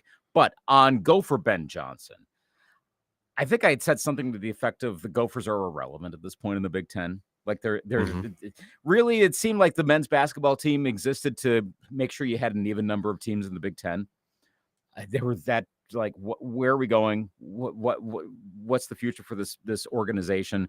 And I know Ben Johnson wasn't given much to start with. His big thing was trying to keep all the good players from leaving Minnesota. Recruiting was his big thing, but being a former player on the team, they're 4-5 in the Big Ten now. They're not going to the NCAA tournament short of a miracle run throughout the rest of the season or winning the tournament, the Big Ten tournament. But this is way beyond the expectations for this team. They're a much more balanced team. They're not just Dawson Garcia and anyone else. He saved his job for next year, as far as I'm concerned. And you got to build from somewhere. If he can once and for all put up that recruiting wall, we always hear about recruiting walls. If he can put that up around Minnesota, and they've got a long ways to go. Part of it's also the facility. I mean, I know they got practice. They have new practice facilities. Williams Arena needs an update. You probably heard that story the other day about how the school is looking to either do a massive renovation or maybe replace Williams Arena. It even with all the history, it needs something. And I think that's inhibiting a lot of players from coming. That's not the number one reason, but it's a reason. But Johnson's doing a lot with his team to keep them competitive. You saw it with the Badger game too. I mean, against what's now the number 6 team in the country. So his stock definitely is turned around and is going upwards. My stock riser is college basketball, but I'm going with the Badger men's basketball team, skyrocketing 7 spots up to number 6 in the latest polls, and they've got a heck of an opportunity to maybe even climb into the top 3 this time next week. This is a team that, if you're not paying attention to, as we were saying a little bit earlier, you better start watching and enjoying this. AJ Storr is a stud. He is the only 2 times this season he has not scored in double figures was back in November, and one of them was against Virginia over there. Otherwise, coming off that 28-point performance over there too, dude is a stud. This Badger basketball team is a lot of fun to watch. Stock riser. Agreed, for sure. Stock faller. Okay, and this is where I'll put it this way. His stock is falling, and it shouldn't be, but I'm saying it because of the perception across sports culture. Dan Campbell. Because it's almost kind of like with Brock Purdy this season. Like when Brock Purdy would have one bad game and then suddenly, oh my gosh, see, Purdy's one of the worst quarterbacks. Like people were just waiting. So Dan Campbell has a game where he made the risky decisions and they didn't work out. And then Mike Greenberg comes out and says that's coaching malpractice and all this. Like, whoa, Dan Campbell screwed this up. Like I'm a little surprised we haven't had a mainstream sports pundit say that Dan Campbell's on the hot seat. Oh God, yeah. That has not happened mercifully. Promote Ben Johnson, the head coach. Yeah, see, maybe if they don't have, I mean, Dan Campbell's approach is a risky approach, but at least for now, with the players on the team, I'd say is it maybe 2/5 of the reason they're successful? Like overall, a lot of it's Brad Holmes's acquisition, drafting, free, all of that. That's probably 2/5. Probably 2/5 of it is the chemistry, the intangibles, and then probably the other 1/5 is just all the other stuff.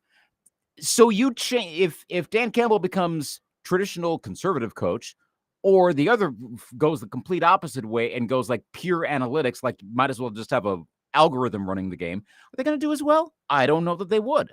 But so that's the risk you run when you have that. You're going to set yourself up for these situations. I don't know that those 2 4th down plays were the wrong place to run. The way the Lions had been playing, there's a decent chance they were going to make those. But perceptually, the stock has fallen. So he's my stock faller. even if I disagree with it, he is overall, I think, the biggest stock faller around right now.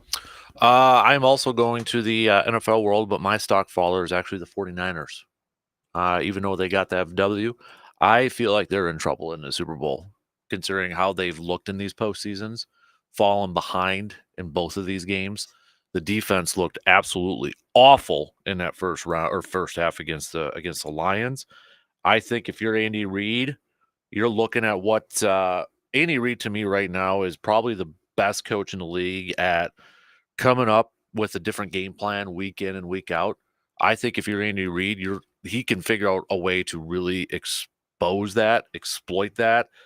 And if the 49ers dig themselves into a hole against Kansas City, they ain't coming out of that one like they did against the Lions. Mm-hmm. And that's a combination of you could throw in Patrick Mahomes in the offense, but it's because of the Chiefs defense too. I mean, that unit. And part of that stock riser, or I should probably say stock riser should be Steve Spagnuolo, because I feel like if he didn't have a head coaching job before, he'd be talked about as a head coaching candidate. I think that Rams job that he did back in the early 2000 teens is probably hurting him, and maybe a little bit of the age factor in there too. But Yeah. I think right now, if I'm the 49ers and seeing how my team has performed in this postseason, I'm a little bit worried. So I'm saying stock faller the 49ers. Interesting. After the what's his name, the torn ACL for the Chiefs. The defensive lineman. Yes. Yeah. And I was thinking, not good for the but yeah. 49ers are playing with fire a lot. Mm-hmm. This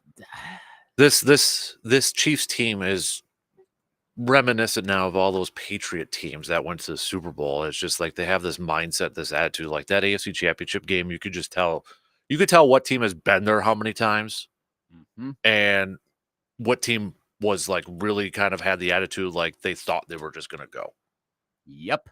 And oh my gosh, the immaturity versus maturity in that game was so clear. Exactly. And I don't know if the rumors are true about Reed's final game or even Travis Kelce's final game.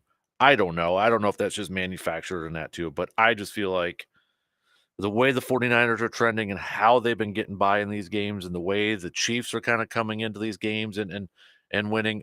Right now, if you're asking me to make a pick, I'm probably picking the Chiefs to win. You know, the bubbling goat talk about Mahomes. Are we too early for that? Presuming that he wins. Are we too early for that with 3 versus obviously 7 against Brady? What's your take?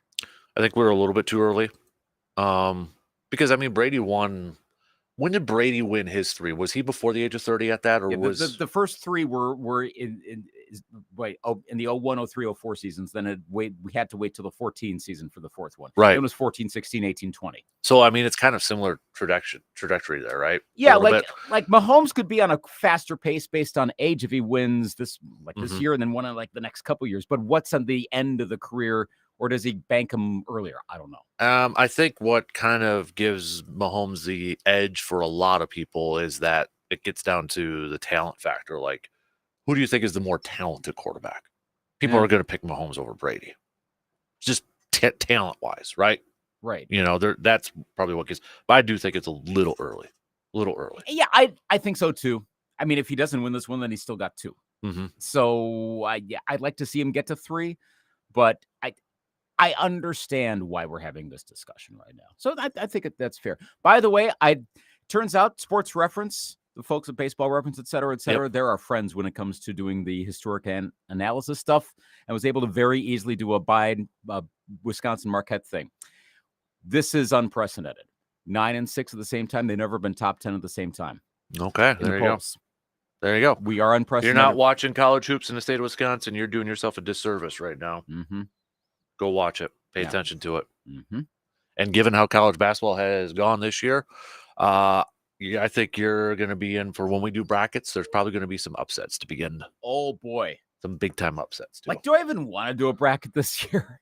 I just have like should I just have my daughter just like whatever she stabs at with like a crayon closest, just run with that? Well, why not? Hudson won it last year, so there you go. Exactly. I might have to do 2 this year. One where it's what I think, and then just based off all upsets for the second one.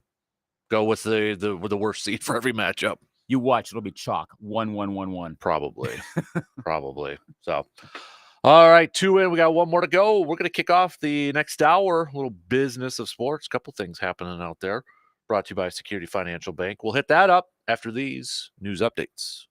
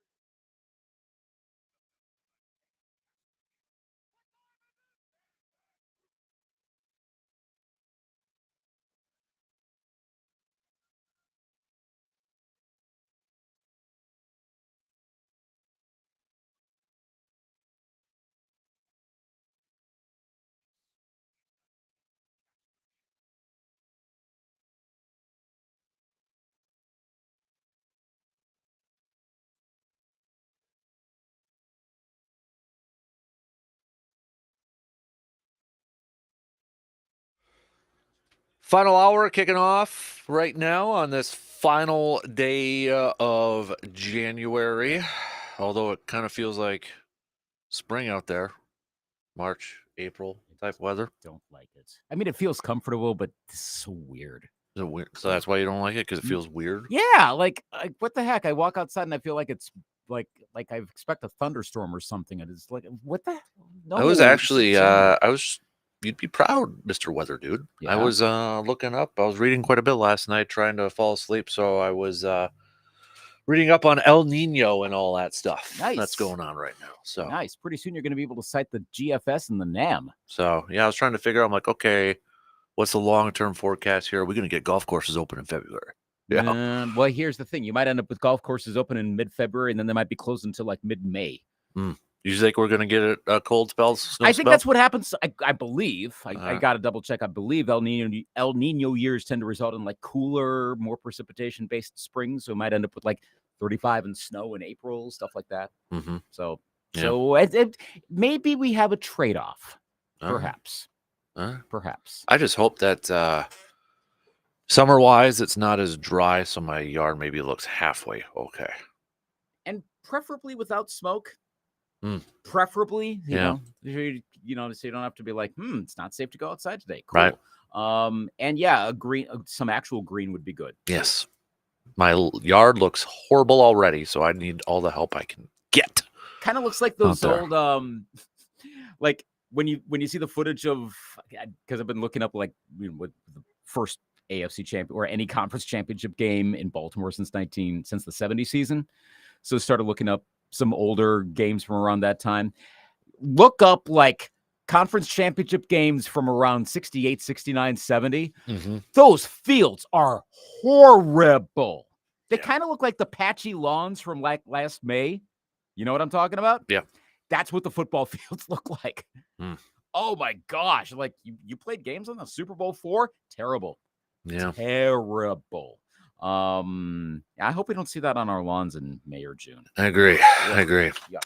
All right, let's do the business of sports. Brought to you by Security Financial Bank. We got a couple topics we're going to hit up here. First off, we got a new owner for the Baltimore Orioles. All right, so is it John Angelos, the former owner? I guess now is what if it gets approved. Soon to be former. Yeah, has agreed to sell the Orioles to a group led by the Carlyle Group Incorporated. Sounds like David Rubenstein is going to be the co-founder of that group, and he will take over as the team's controlling owner. Now, originally, this when the Angelos family has been in control for the Orioles since 1993, when Peter Angelos purchased the team for a cool $173 million. So not a bad investment when he's able to sell it for $1.725 million. Now, I know the dollar isn't the same as it was back then, but the Orioles, I'm curious, you would know this a little bit more than me, Lucas, here. So, the Orioles, I think, has been a team for a lot of fans. They don't spend a whole lot. No. And player-wise? Nope. Do you think this changes a little bit? Yes. That has been one of the ongoing knocks. It regularly comes up on the Baseball Tonight podcast constantly on how the Orioles don't have, I might get the stat a little wrong, but like they don't have anyone under long-term contract beyond like this season. I mean, like, and you got Jackson Holiday coming up, top prospect out there. Yeah, so. or something like that, because obviously you got or Justin Holiday, Jackson Holiday. Yeah, Jackson Holiday. We got two Jacksons, Jackson Holiday. I know we got all the Jacksons are coming up now. It's like all the Jalens in basketball. Like I'm trying, which one is which? Now we got all the Jacksons in baseball. I'm referring to like there's also Gunnar Henderson and Adley Rutschman. They're not going to be gone after next year, but they were not spending down the road. They didn't make a lot of acquisitions during the offseason last year. They seem to be turning into the next on the cheap team. Plus, Jen Angelos you remember the whole Martin Luther King thing from a year ago? Yeah. And then it turns into, I'll show you the books. Come right on up. I'm a total open book. And then it's like, no, I'm not going to show you the books. Cool. I think the Angelos family didn't have that much capital overall, because Peter Angelos, I believe, has dementia, I want to say, or is something where he can't run it day to day. So John and Angelos took it over from him, his son. I think it's a combination of not having the equity, and they were looking to sell. So I know there were the rumors about, oh, they could move to Nashville. Realistically, that was never going to happen. But they were looking to find someone else to take over the team. They can cash out. One of these guys is from Baltimore. Rubenstein is from Baltimore. Yep. So yes, they're going to spend more money. Baltimore's not a big market, but they're in the corridor. Right. And you kind of have to in that division. Let's be real. Yeah. Unless you're Tampa Bay Rays, I guess, too. But, and if you're Tampa Bay, you're smart enough, you can figure out ways to do it. The other four should be able to compete. Baltimore is clearly fourth of the fifth in terms of market size. But again, you've got a potentially super strong fan base.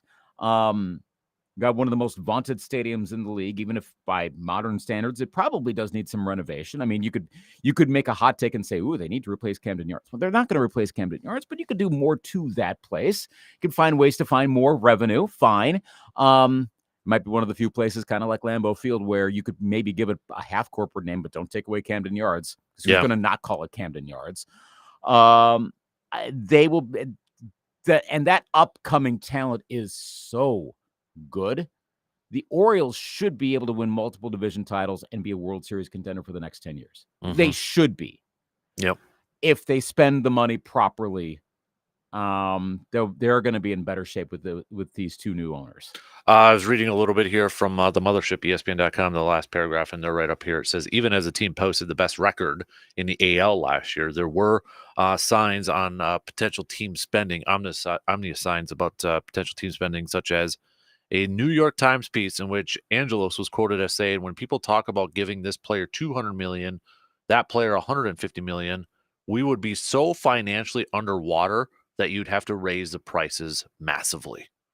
Holy bull. Yeah. Yeah. There's some, that Angelos story, that interview. Oh boy.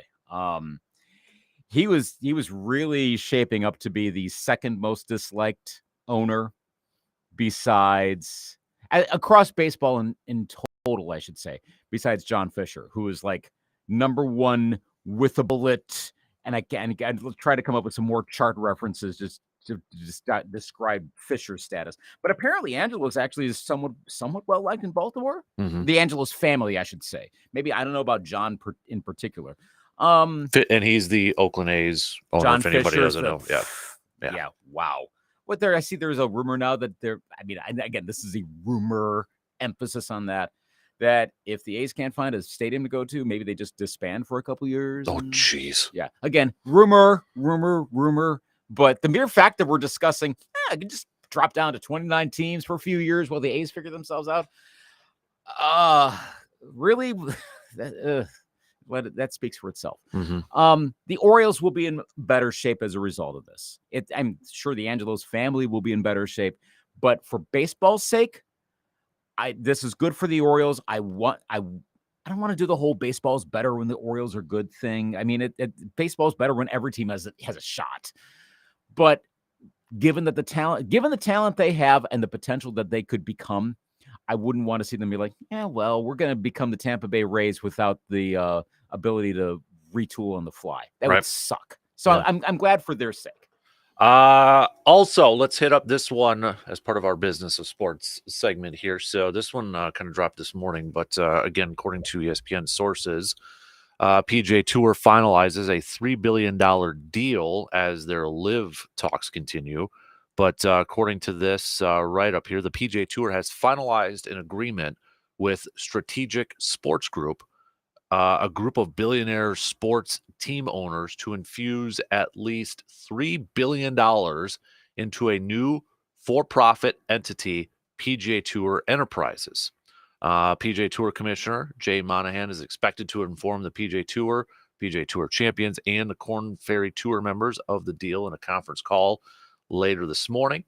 Also on here, it said that ESPN reported on December 15th that a deal with Strategic Sports Group was imminent.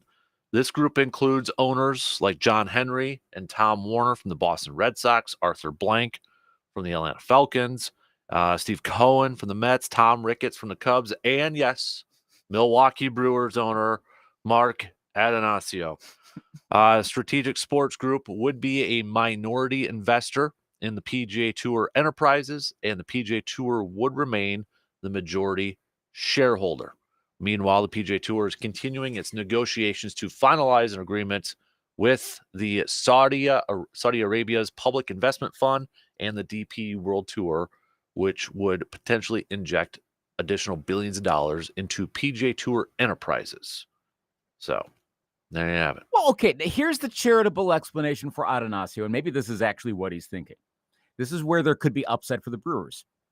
So he invests in this, and this really starts to grab in more money as the game of golf expands further and around the globe, and all the classic untapped markets. But they're out there. There's a lot of places where golf could succeed. Well, was it Rory McIlroy or who was saying like 2-ish weeks ago, was talking about like we could totally be playing in like Japan or India. Yeah, I think it was Rory. Yeah, which I stopped and went, yeah, that's right. Like all the golf, basically everything big in golf is the United States, the British Isles, and by the British Isles, it's pretty much is the island of Great Britain.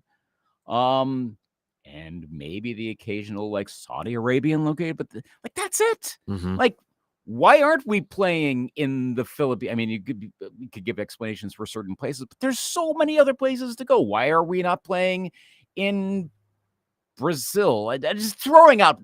There's so many places to grow. So that investment gets more valuable, more valuable, more valuable. And what if Atanasio cashed out more money? And don't wait like 15, 20 years, obviously. But what if this is in like 3 years or so? He has a lot more money to spend on the Brewers. I would hope he would then invest it in the Brewers. That's the positive. I hope that's what happens. Now, maybe he's just being a businessman and like, hey, this is an opportunity. I'm doing it. Right. It has nothing to do with Milwaukee. That's probably what's going on. That's what happens all the time. Okay, fine. But I'd like to believe that it's the other one. Yeah, we really don't know, right? We really don't know. So if anybody's like, so what's PGA Tour Enterprises? So again, kind of all goes to this whole live agreement merger, hopefully thing that happens, right? You're trying to put more money into the tour for these tournaments and for these players to keep these players in the tour, excuse me. That's the basis of this whole thing, right? It's this group is giving them money to invest in and hopefully keep their talent and, kind of expand the game of golf, if you will. That's what it's about. Because remember when the whole thing, a couple years ago, when this whole thing came down, like PGA Tour's a nonprofit?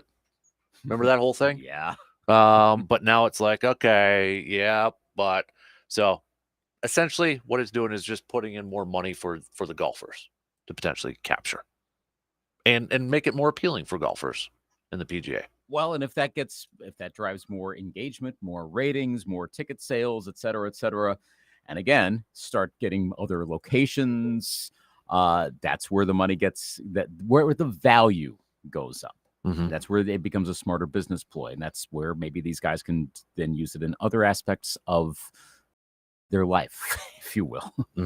Yeah. The PGA Tour Enterprises, the for-profit entity that to house the tour's commercial interests. So interesting. Yeah. Do you think golf is going to be in a better spot 10 years from now? Define better spot. Yeah, I know that's a nebulous thing, but like the overall, like, okay, maybe I'll ask the question this way, but this your answer could potentially go on a long ways. But what is golf 10 years from now? I mean, for a lot of people, it's the Masters and the other majors, and then a lot of casual fans check out after that. Yeah. Is it to the point where it's more organized, where it's more like the NBA or the NFL? This whole PGA Live thing turns into something more in-season tournaments? Oh gosh, wow. But what do you think it is in a decade? Honestly, I feel like it's going to be the same. I don't know if it's going to. And what I mean by the same, like you mentioned the 4 majors. I feel like it's going to be like kind of like the way it is right now. They're piping master stuff already. You've noticed that. I mean, they've been piping master stuff since December, I think. I mean, that is golf. And then, PGA Championship, I think, has taken a little bit of a hit because they moved it up in May. U.S. Open still, it's there too. Then you got the Open, which I feel like gets a little bit more attention when it's like the ancient course or those type of courses. The old course. The old course. Thank you. I don't, in terms of like attention in that, to me, golf is so dependent on the talent that is in there. Like, if they don't have another quote Tiger, can they take their game to the next level and exposure? I don't know. I don't know if they can. They got great talent. I would argue this is probably the most, if I'm encompassing live and PGA, I'm not separating the both, just looking at golf overall, I think they've got great talent across the board, but do they have somebody that still moves the needle like a Tiger Woods can? And I don't think they do. It's just like this might be the classic tortured analogy, but is this akin to NBA in the aughts? Lots of talent, maybe more talent than the prior decade, but there's not Michael Jordan. Yeah. And thus the league kind of suffered. Now there are other issues of like the quality of the play, defense was taking over too much. But they don't have that one thing that is so bright. And yes, I know Kobe was still, but still, if we remember in real time, Kobe Bryant was not Michael Jordan in the aughts for a lot of that time. Far from it. Is that? I wonder if that's kind of like this right now. Lots and lots of talent. My gosh, such talented golfers. But so what is it? What is it going to have to take to get that golfer? It's not necessarily a young prodigy that just comes up through the rankings, is it? I think it's going to be something different. Kind of like, okay, if we're to use another analogy, the Brady versus Mahomes thing of like, who's the next Tom Brady? Well, Patrick Mahomes comes up kind of different. I mean, he was way higher touted quarterback. He plays the game differently, but he's setting himself up, and we are setting him up as sports media to be the next Tom Brady. That case can now start to be made. I don't think you can go with the phenom who's on talent shows when he's 3 and all of that, like the Tiger Woods story. No, I think it's going to like. Not in this day and age in 2023, 24. No, like where they're going to start on America's Got Talent. Right. I mean, you go to YouTube and you could probably find a 6-year-old who's just crushing a golf ball right now. Right. So. And then those don't usually turn into something. It's probably something more like, I'm going to go with this name, like a Bryson DeChambeau. In terms of someone where, oh my gosh, what is he doing? Whoa. And starts to something that breaks beyond golf fans where casual fans know who this person is. And then they start winning. Like, do they go on a winning streak of like, they've won 7 majors in a row? Can they pull off a double grand slam? All of that comes together. And maybe that's what it's going to take. Somebody to complete the grand slam in the first year. Tiger had his Tiger Slam. Who also has personality. Right. Here's where we can count in all. But also just dominating the field. Yes. Like it's not. You're winning by 12 strokes or something like that. Just pure dominate. And you had courses, Tiger proofing courses.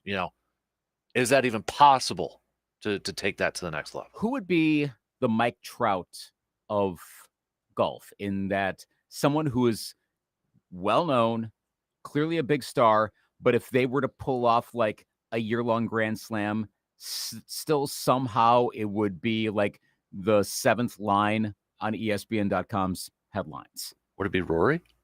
No, Rory would be you think it'd be Rory? He's Spieth? Maybe I was wondering if maybe him. So mild-mannered and still somewhat anonymous. Well, Spieth can have a mouth on him. Yeah. If you catch the mics when he's on the course. Yeah. You want to talk mild-mannered, that'd be Rahm. Kind of a quiet, or Scotty Scheffler. I wonder if Scheffler, as much as people like him, maybe it's Scheffler. Because I think Rahm seems like he could become larger than life. And he's a pretty big dude anyway. I'm like, he literally kind of is. But figuratively, I think he could be. Man, maybe it would be Scheffler. If Scheffler won all 4 this year, for example, I don't know that really does that. Like, big time sports world may not put that in the proper context. Yeah, we might miss it, which would be a shame, but that's probably what happens. Now, if Bryson does it, I also think if you got that golfer, it's got to be the golfer that he's got a good marketing group behind him. Right. Got your own logo, got your own.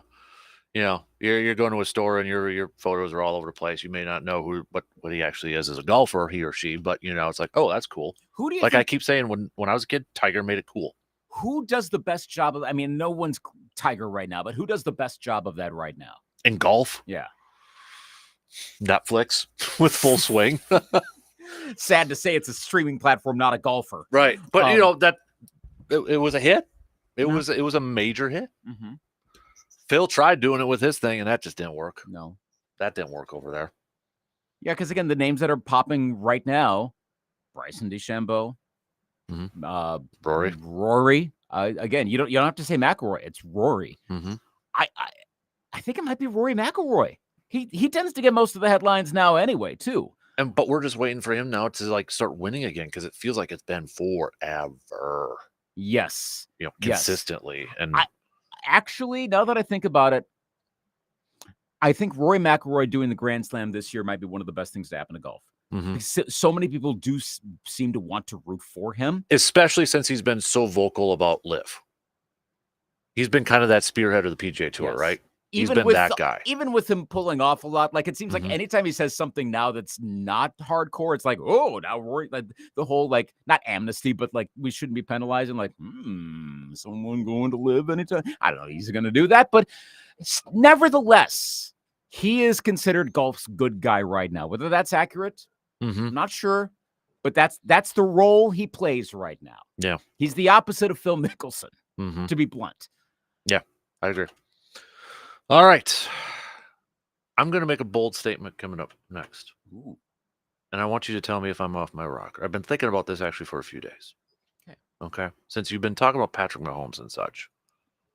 And it kind of relates to this whole argument. It seems like it's been off and on throughout the season about system quarterbacks. Okay. I want to get your thoughts. A little tease. Okay. I came up with I don't know if I call it a hypothesis. I'm gonna call it a thesis. How about that? Okay, so it's thesis. An opening statement to your paper. Right. Okay. Yes. So we'll take a quick break though. We're a little bit behind, and we'll be back in just a little bit.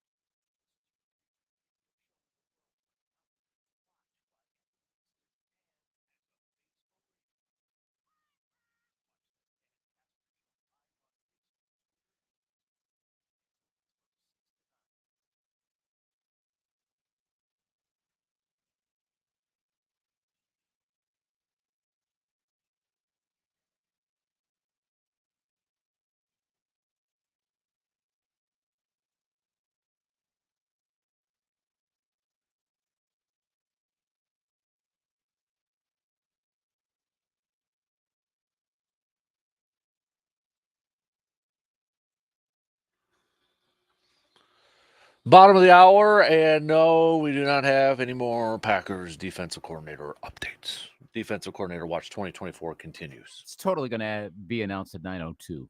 I still feel like it'll be at the end of this week or weekend. Although I'm feeling less confident in that right now. Feeling a little less confident. How worried are you that it's going to be Brandon Staley?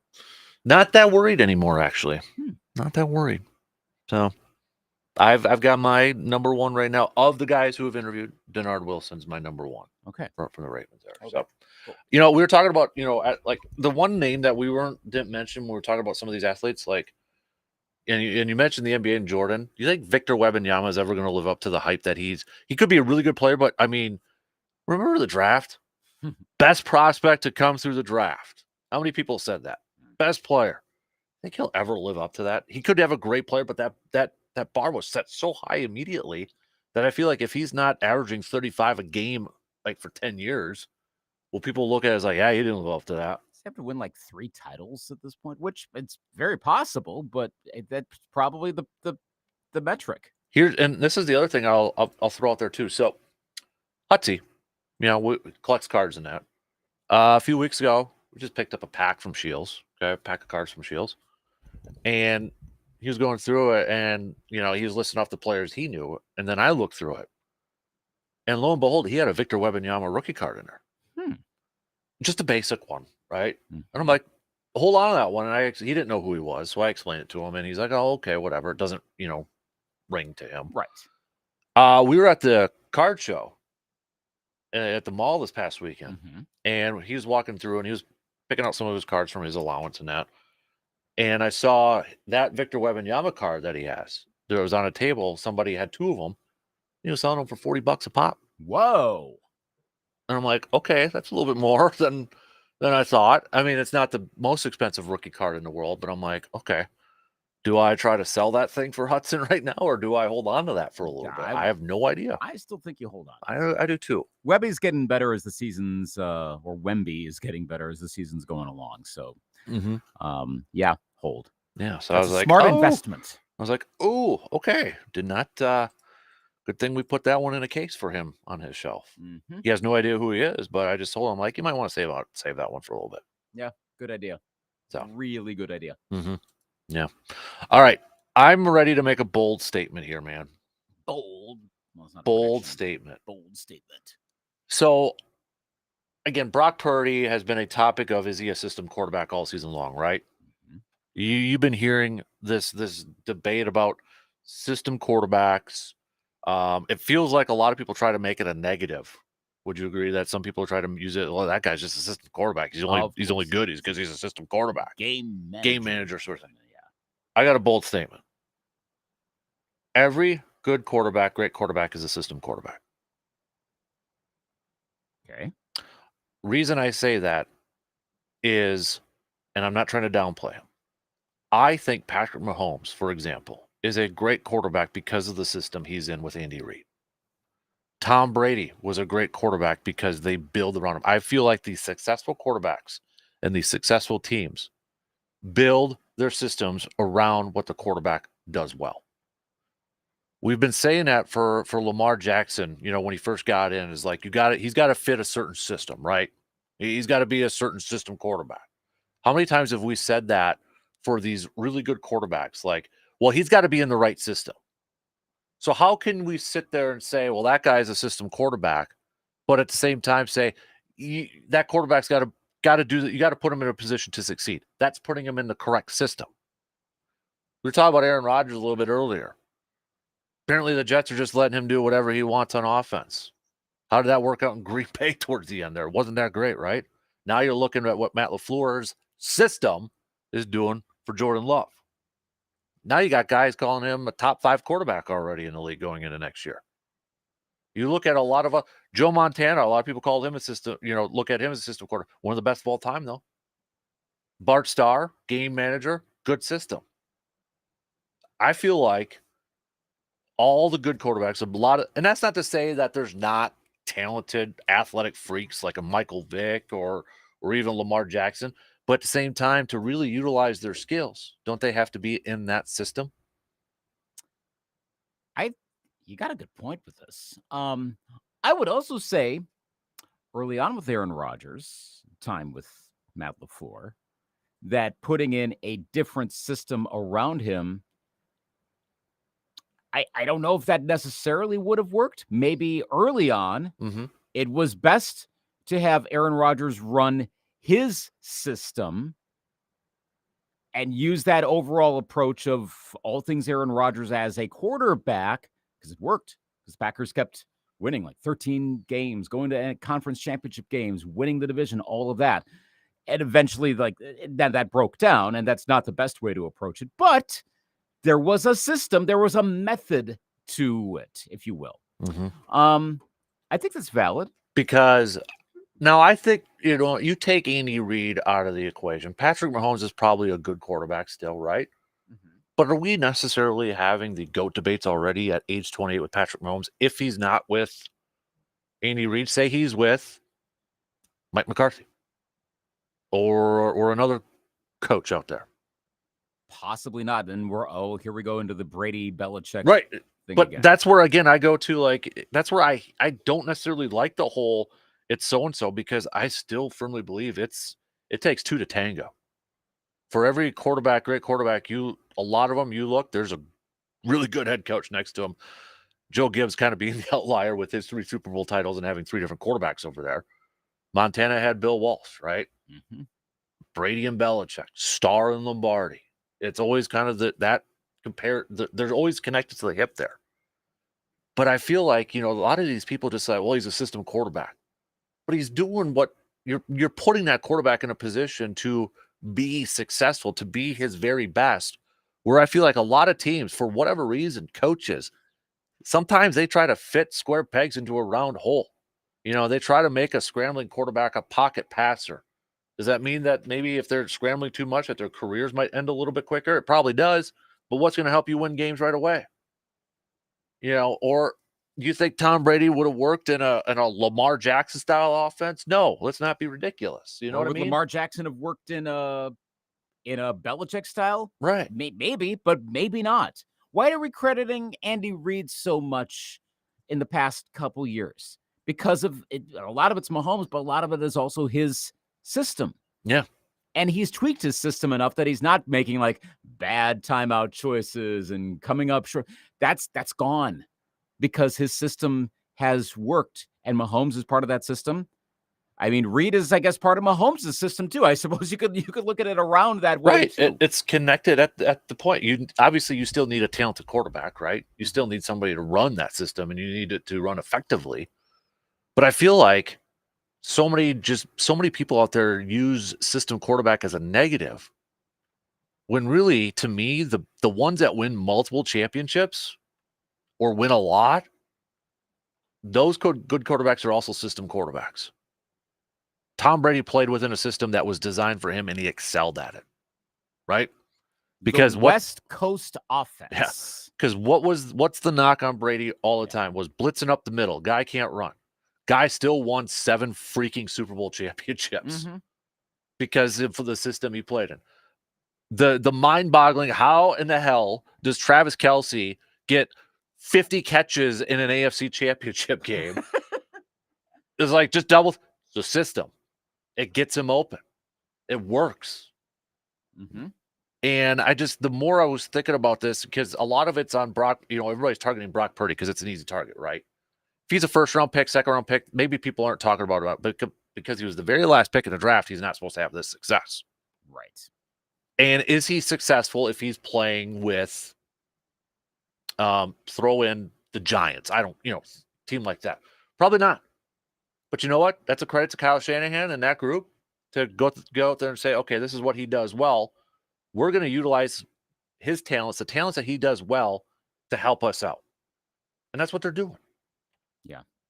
So I feel like every good quarterback is also a system quarterback because they play within that system to win games. Yeah, you have your outliers that, are athletic freaks and they could probably win you a bunch of games. Aaron Rodgers is an athletic, very talented quarterback throughout his career. But I kind of wonder if, let's say, he would have played within the system a little bit or played within a fully Matt LaFleur system that we saw this year, do they win one of those NFC Championship games? I mean, Instead of throwing a ball down the field in a divisional game 2 to one guy when everybody else was open. right, exactly. If everyone is on the same page, it's a lot easier. It's a lot more efficient. Mm-hmm. Well, and so the knock on a system quarterback too is that, well, he wouldn't be good if he wasn't in that system. So by definition, you're saying that he's good right now. He's winning. Mm-hmm. So we're supposed to say that's a bad thing, right? What? Oh, that reality is what it is. They're winning. Whether they matched the system as is. And I would say there's certain quarterbacks that could probably play in a couple different systems, right? Well, okay. There probably is. There are probably a ton of New England Patriots we could cite that are system players because of how they fit into the Belichick system. They also won Super Bowls. They performed well when they needed to. They had something about them as a player that allowed them to succeed when necessary. Mm-hmm. And it happened to be under the Belichick system. Mm-hmm. There are a fair number of Kansas City Chiefs right now who are succeeding because some of them are excellent. Some of them are so-so, maybe in a broad sense, but they've got a certain thing about them that is allowing them to be successful, and they could well be a champion, again, in some cases, and maybe for a third time in some cases, because they have something that is an asset to the Andy Reid system. Mm-hmm. Guess who's not doing all that well? Kadarius Toney. Guess who's not playing that well? I know there's injury and all that, but who? Well, is it an injury? I know, but that's the thing. Like, if you can match into that, and maybe it takes a while to learn it, as we saw with the Chiefs this year, it took a while, but they figured it out. It doesn't matter. It doesn't necessarily matter if you are the absolute. I mean, to quote, who was it? Dream Team about the Eagles. Oh, Vince Young. Yes. Yeah. There's a reason why the dream teams oftentimes don't work. You know, the quarterback that might be a really good example in this is Jared Goff. He was in a system with the Rams that just wasn't working. If you want a breakdown of that, it's that great podcast, Play Callers, that dropped in the summer. And they detailed, I don't know if it was Sean McVay or a couple other coaches, detailed why he just wasn't working in the Sean McVay offense and why McVay was getting frustrated with him. He goes to the Lions and everybody just assumes, okay, it's just, maybe a year. Lions are going to draft a quarterback. Dude is a really good quarterback right now because of the system Ben Johnson's put in there. Mm-hmm. Right? Mm-hmm. Call it a system quarterback, if you will. I got a quarterback that's going to play within the system and he's going to lead me to a bunch of wins. I'm A-okay with that. Yeah. It's good players can only perform at a high level if they're given that opportunity, if they're put in a position to succeed.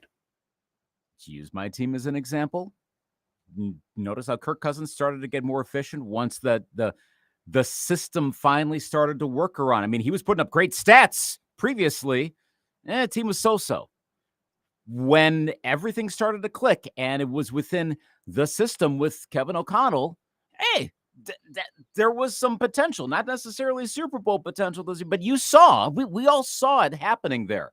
If you can find the right match with any team, then you're going to be in a great position. So yeah, system is probably always going to be a knock, and it shouldn't be. I agree. No, and that's where we're knocking like Aaron Rodgers. We just reread that Athletic article, the quote there where Nathaniel Hackett says whatever Aaron wants to do. That's the offensive coordinator saying that, and then when he does make a call, apparently he's changing it. He's not playing within the system. And how many times have we seen that in Green Bay? And you kind of wonder, was that the detriment to the offense? Mm-hmm. In a lot of cases. Yeah. Could Aaron Rodgers be a whole lot better if he was maybe like Tom Brady and played within a system? Wow. This gets back to the notion of chemistry and fit. Mm-hmm. And what we see. System is in part chemistry. System is finding the right personnel, getting everyone to match in just right. I mean, if you want to go over to other sports, who are the system players for the Badger men's basketball team right now? The system's working really well. Mm-hmm. You could maybe make a knock on Tyler Wall. Is he a system? Well, but it's working. and all these guys are buying in. but Josh all this- Gosser was a great system player when Yeah. they won, Final Fours and go to the national championships. Yeah, but they fit what Greg Gard was trying to do offensively and defensively. Mhm. Yeah, so there are some sports where maybe one guy can dominate. Basketball is probably that, but Yes. that's because of the nature of the sport. Mhm. It's not going to happen in football. Right. And I know I was just referencing college basketball, but probably more so at the college level than at the pro level. Pro, I think you can have one guy, you can have a Giannis take over, or like a LeBron with the Cavaliers, two instances where he was clearly the best guy, and get them to the NBA Finals and maybe even win an NBA Finals. And I think, too, just because if quarterback is labeled as a system quarterback, it doesn't mean that they're not talented.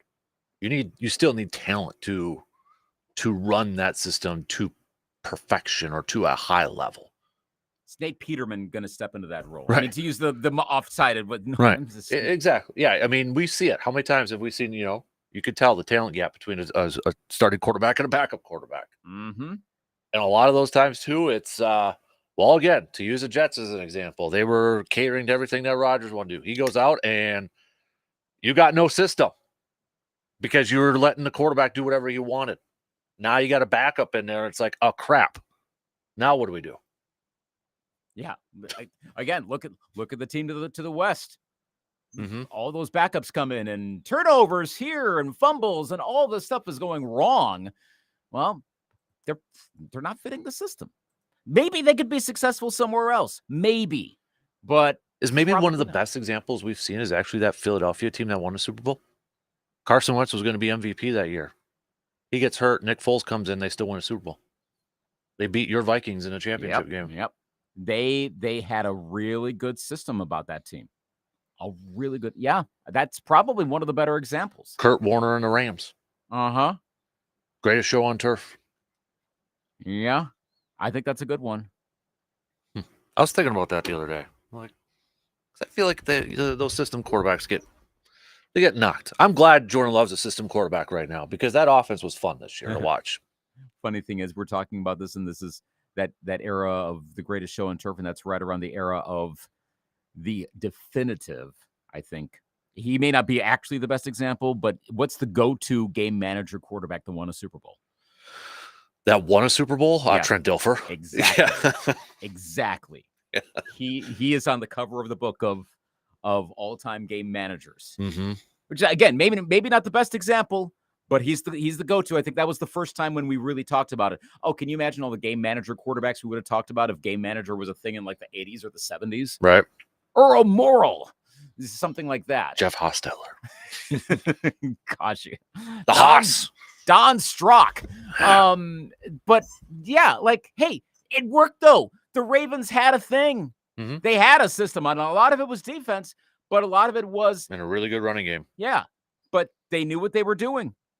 They had it all put together, and they smoked the Giants and won the Super Bowl. Yeah. It worked. All right, we got to take a quick break. We'll do some picks and predicts coming up after these quick words.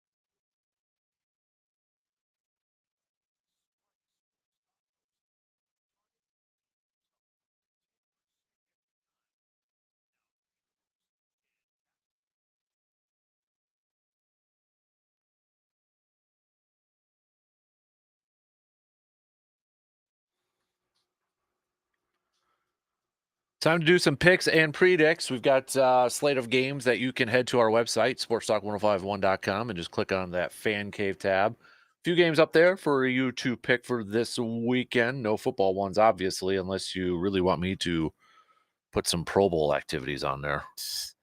No, thank you. I don't have time for that. Our picks and predicts brought to you by the Elbow Room in Eau Claire. By the way, Kenny Clark is now a Pro Bowler again. So third time in his career. Your NFC quarterbacks, though. Jalen Hurts, Geno Smith. Geno Smith is on there. And Baker Mayfield. Okay. Gardner Minshew is also a Pro Bowl quarterback, too. Yeah. I can't remember. Is Brock Purdy a Pro Bowler? I don't think so. Or maybe it's the whole rule you can't play because maybe he was. I don't know. But yeah, no Jordan Love. Jordan Love was like 7th in there, but snub. Yeah, cowards. NFL, you're a bunch of cowards. Just put Jordan Love in there, okay? He deserves it. Why not? Cowards.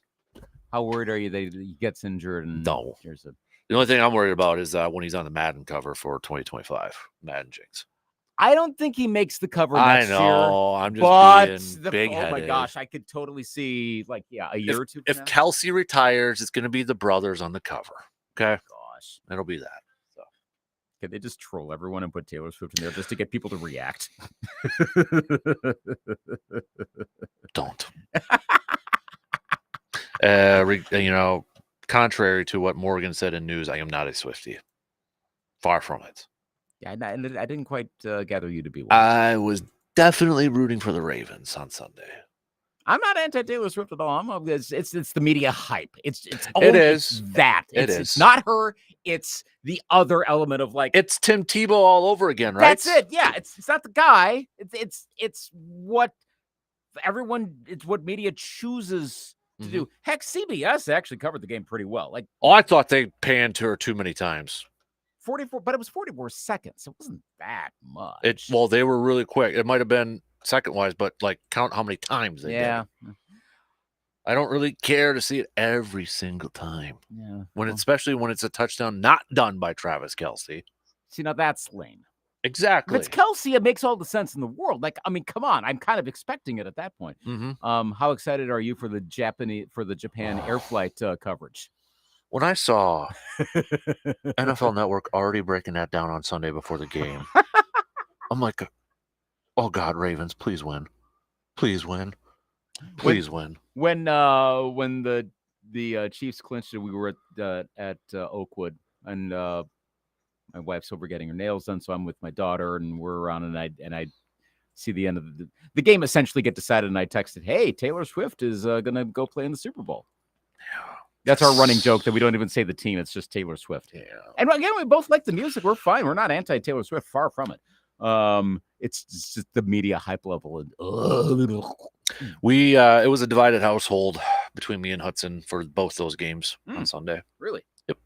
Divided household. Because you wanted the Ravens and you wanted, I can't remember. You know what? Actually, I don't remember. I've said it, but I'll reiterate it. I apologize. There was just no way in all this world I could cheer for a divisional team, so that's why I was going for the 49ers. Okay.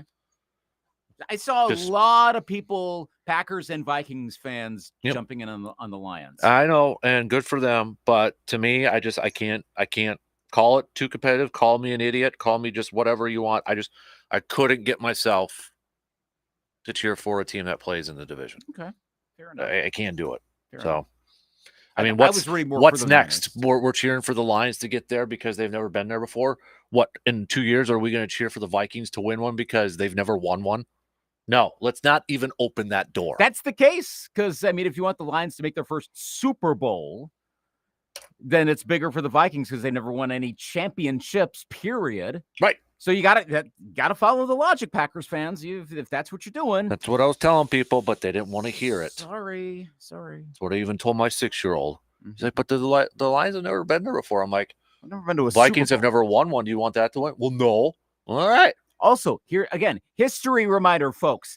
The Lions have won a championship. They've won multiple championships. I haven't seen too much of though. They've never won it all. Thankfully, that's not really out there. But let's remind everybody. I know the Super Bowl era is different, but they have won it all. It's been a long time, but they have. Mhm. So I feel too sorry for the Lions. But they are the only original team, like pre-Super Bowl, Right. that were around pre-Super Bowl to not have gone there. To a Super Bowl. Yeah, because I know there was, I think it was Rome that, or not Rome, Jim Nance said that. And people like Hudson said, well, Jaguars were there, but he was referring to, when the Super Bowl started. Right.